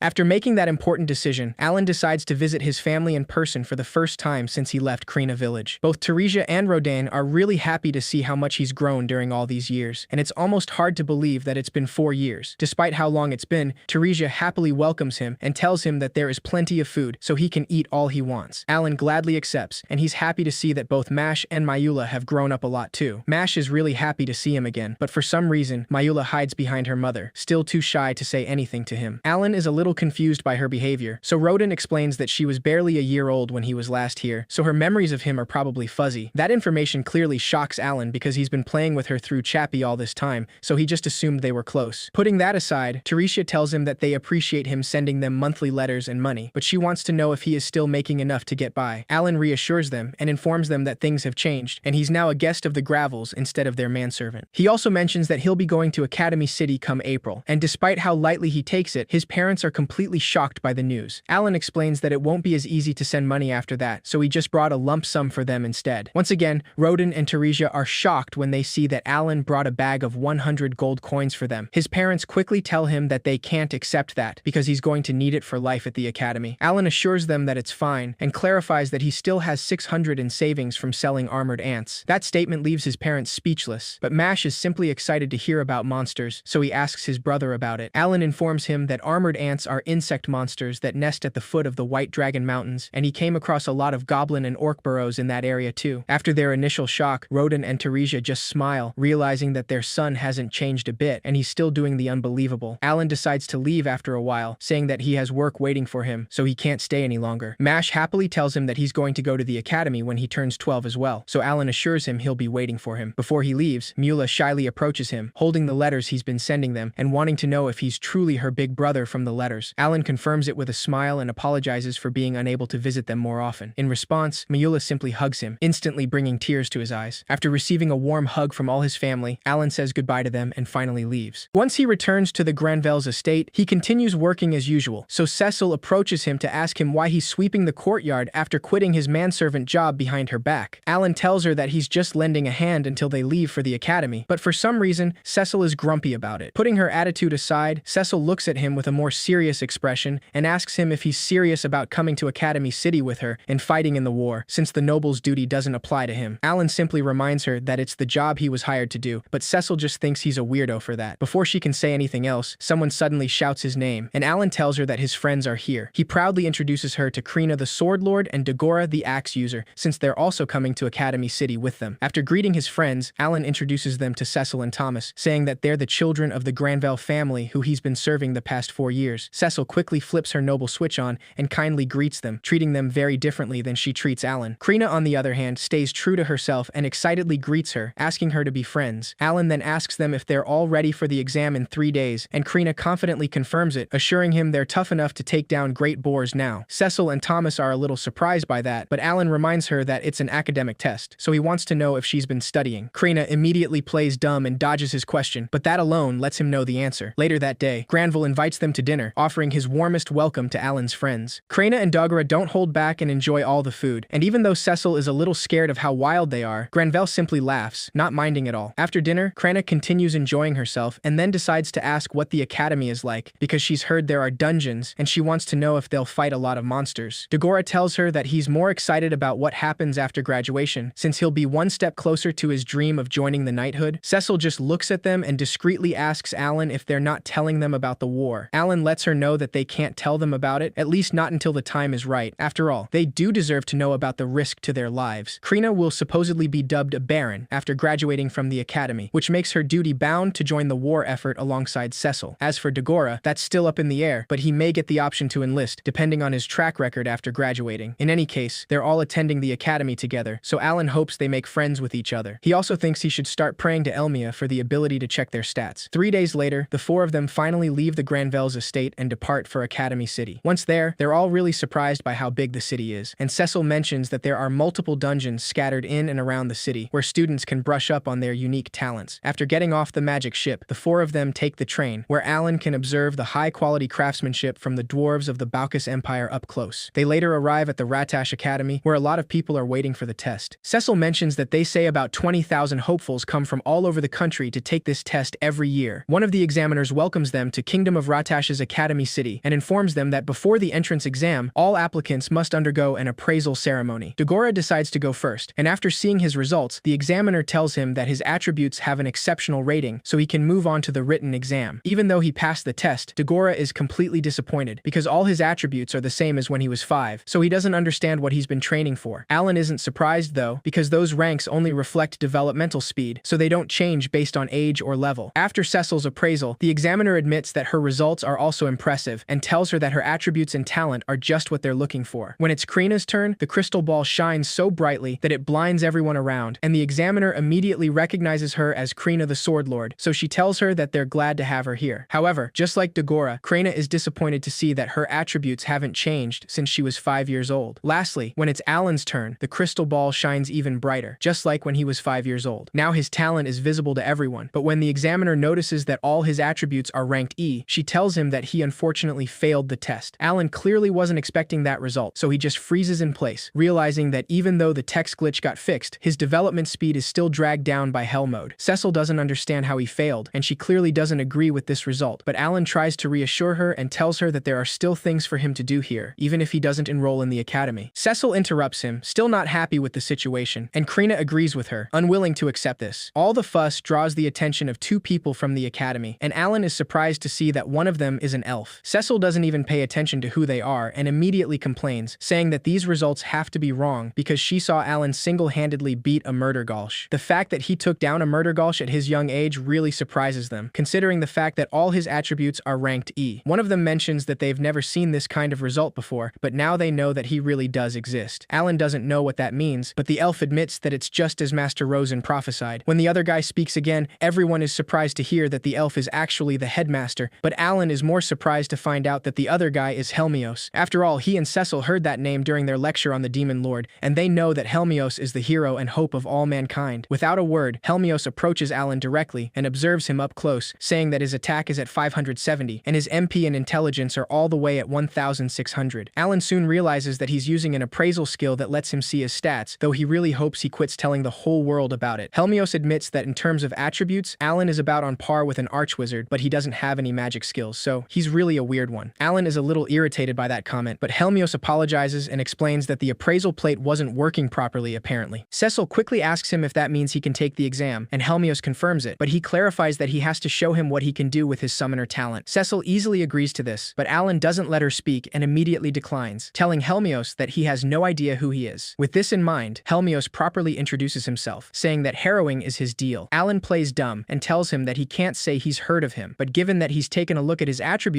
it only seems fair that he shows him his own with that crystal ball. Helmios has no problem with this, so he shows everyone his attributes through the appraisal plate, letting them see nothing but A and S ranks. Now that Alan knows his stats, he decides to show him his summoner talent, but he simply summons Mousy in his hand and then excuses himself without another word. The written test covered basic subjects like math, vocabulary, and history, but also questions that gauge their ability to deal with different types of monsters. Dagora got a B as a result, while Krina barely got a C and Alan got an S. Meanwhile, Cecil just bitterly wonders why she got an A and not an S, like Alan. After passing the test, the four of them receive their uniforms, celebrating the fact that they're all officially students now. Cecil asks Alan where he thinks they should live, since they have the option of staying at the dorms. Alan tells her that he thinks they should rent a house instead, but before that, he also mentions that he heard that students need to apply for adventurer cards, so they should go to the Adventurers Guild. Once there, the receptionist tells them that she'll explain how dungeons work around here while they get their cards printed. She informs them that the dungeons accessible from this city are separated by difficulty, so there are 3 ranks: C, B, and A. The bottom floor of each dungeon has a treasure chest guarded by a boss monster, and it may contain a rare item, so they must do their best to get one. Alan is clearly interested in these rare items, because he already knows exactly which one he wants. He decides to ask the receptionist if it's possible for him to put in a request with the guild for some D-rank magic stones. When the receptionist asks him how many he wants, Alan tells her that he'll offer 100 gold coins for 10,000 D-rank magic stones. That clearly takes her off guard, but the receptionist nervously agrees and asks him to come back in a week. Alan would like to stock up on at least 2 million of them during his 3 years at the academy, so he thanks the receptionist. She later gives them their adventurer cards and explains that they'll have to start from E rank. Now that they have their cards, the 4 of them decide to register as a party as well, since they plan on adventuring together. Alan comes up with a name for their party, saying that they'll be the No-Life Gamers, a title for people who go hardcore and devote all of their time to becoming the strongest they can be. He had to balance gaming with work in his previous life, so he never was a true no-life gamer, but things are different here, so he can be the GOAT in this game. After registering as a party, the 4 of them get a huge house where they can live, since it's normal in Academy City for people from parties of 10 or 20 to live together. Now that they're settled in, Alan decides to speak to Krena and Dagora with the truth, saying that he and Cecil have a long-term goal, and it's something they have to do after graduating from the Academy in 3 years. After learning the truth about the Demon Lord, both Krena and Dagora are surprised, since they never imagined the Academy was meant to recruit soldiers for war. Alan informs them that he's going to fight alongside Cecil and defeat the Demon Lord, but that statement takes Cecil by surprise. Before she can even process the information, Krena excitedly asks him to count her in, saying that she'll fight with them. Alan thanks her, because he was actually hoping she'd say that, but he then asks Dagora what he'll do, since they say half of those who go to the front lines never come back alive. Dagora simply mentions that whoever takes down the Demon Lord would be more exalted than a knight, and that's more than enough to convince him, so he asks Alan to sign him up. Once that's decided, Alan's grimoire informs him that Krena, Cecil, and Dagora have joined his party. However, to his surprise, all 3 of them can actually see his grimoire now, so he explains that it's part of his talent. Krena then asks him how they should start preparing to beat the Demon Lord, and Alan clarifies there's a whole list of things to do. They pass trials to become stronger while clearing dungeons and get better equipment, and he'd also like to add a cleric who can heal to their party. Alan decides to tell them that his skills actually develop 100 times slower than normal, so he needs a big stock of magic stones and MP to pass his trials. Ultimately, he mentions that he's hoping to find an MP recovery ring in one of the dungeon treasure chests. Cecil and the others now understand why he put in a request for all those stones, and Alan lets them know that things are about to get really busy. The next day at the academy, their homeroom teacher introduces himself as Karlova, saying that he's guildmaster of the Adventurers Guild in the royal capital. He mentions that he's a swordmaster, and explains that he was called upon since they have a sword lord joining this year. Karlova lets them know that they've got big tests in July and February, and any score less than 40 is apparently an F, so they must study hard. Lastly, he reminds them that the student body here includes serfs, commoners, and nobles, but the only thing that really matters is talent. That's why they're throwing all honorifics and titles out the window, and they must forget their social status. Not all students are happy about that, but Alan just takes the opportunity to tell Cecil that she won't hear more fancy schmancy talk from him anymore. To his surprise, Cecil immediately drops her noble act and holds him in a chokehold, saying that he made that change too quickly for her liking. Karlova sees them and tells everyone that those two are setting a good example already, but Cecil gets embarrassed when all their attention lands on on them. Alan later learns that at the academy, they have 4 days of classes and 2 days off a week. The afternoon classes are tailored to their talents, which means there aren't any for Summoner, and Alan got permission to use that time freely, so he plans to take part in a little of every class. Soon enough, their first day off arrives, so Alan's party wastes no time and heads for the entrance to a dungeon in the middle of town. So far, it just seems like a normal building, but as soon as they go through one of the doors, some kind of system welcomes them to the C-rank dungeon. This system informs them that it'll now direct them to another dimension where the dungeon is located. It explains that all travel through the dungeon is separated by isolated rooms, therefore other adventurers cannot enter theirs. Alan is just glad to know that he doesn't have to worry about anyone else seeing his summoner skills, though the others don't really understand his excitement. Once they step into the dungeon, Alan uses Hawkins to explore the area and creates a map of the floor in his grimoire in a matter of seconds. He explains that the monsters here are all lower rank, so they shouldn't waste time beating any more than necessary, and they should ignore the treasure chests as well. The plan is to conquer the C-rank dungeon as fast as possible, so they can move on to B rank. Now, with his grimoire, Alan is able to take a look at everyone's stats, since they're part of his party. With this, both Krina and Dagora can see their own skills, even though they still don't know how they work. The 4 of them quickly move through the dungeon, defeating all the monsters in the way. All Cecil, Krina, and Dagora pass a trial of the gods in no time, easily leveling up thanks to the experience points. They soon move on to the next room, where Dungeon General Operations System C328-02 welcomes them, asking them if they want to call it quits or challenge the next floor. The system lets them know that their progress gets saved, and they can start from here next time, and they can re-enter the dungeon as much as they want. With that in mind, Alan and the others end their first day of dungeon crawling after clearing the first floor. They decide to spend all their days off on progressing through the dungeon, and Alan sends his summon creatures to farm monsters even during class. Clearing out 1 floor a day results in about 200 magic stones, so it's the perfect strategy that only a summoner can pull off. On their 5th expedition, they finally reach the final floor of the C-rank dungeon, and Alan decides to defeat the boss and all the monsters on the floor on his own to show them what his talent can do. All his summon creatures do the job for him, so everything goes smoothly, and he manages to clear the floor in no time. The party finds a steel sword in the treasure chest, and Alan congratulates them because they've officially beat their first dungeon. The receptionist at the Adventurers Guild later informs them that their adventurer cards have been upgraded to D rank, and they get 2 gold coins out of that steel sword. They're off to a promising start, so the 4 of them celebrate and decide to keep it up as the no-life gamers. On another day at the academy, Alan greets one of his classmates, Rifle, who asks him if he heard that Dverg the Sword Lord is coming here next month to teach a special class,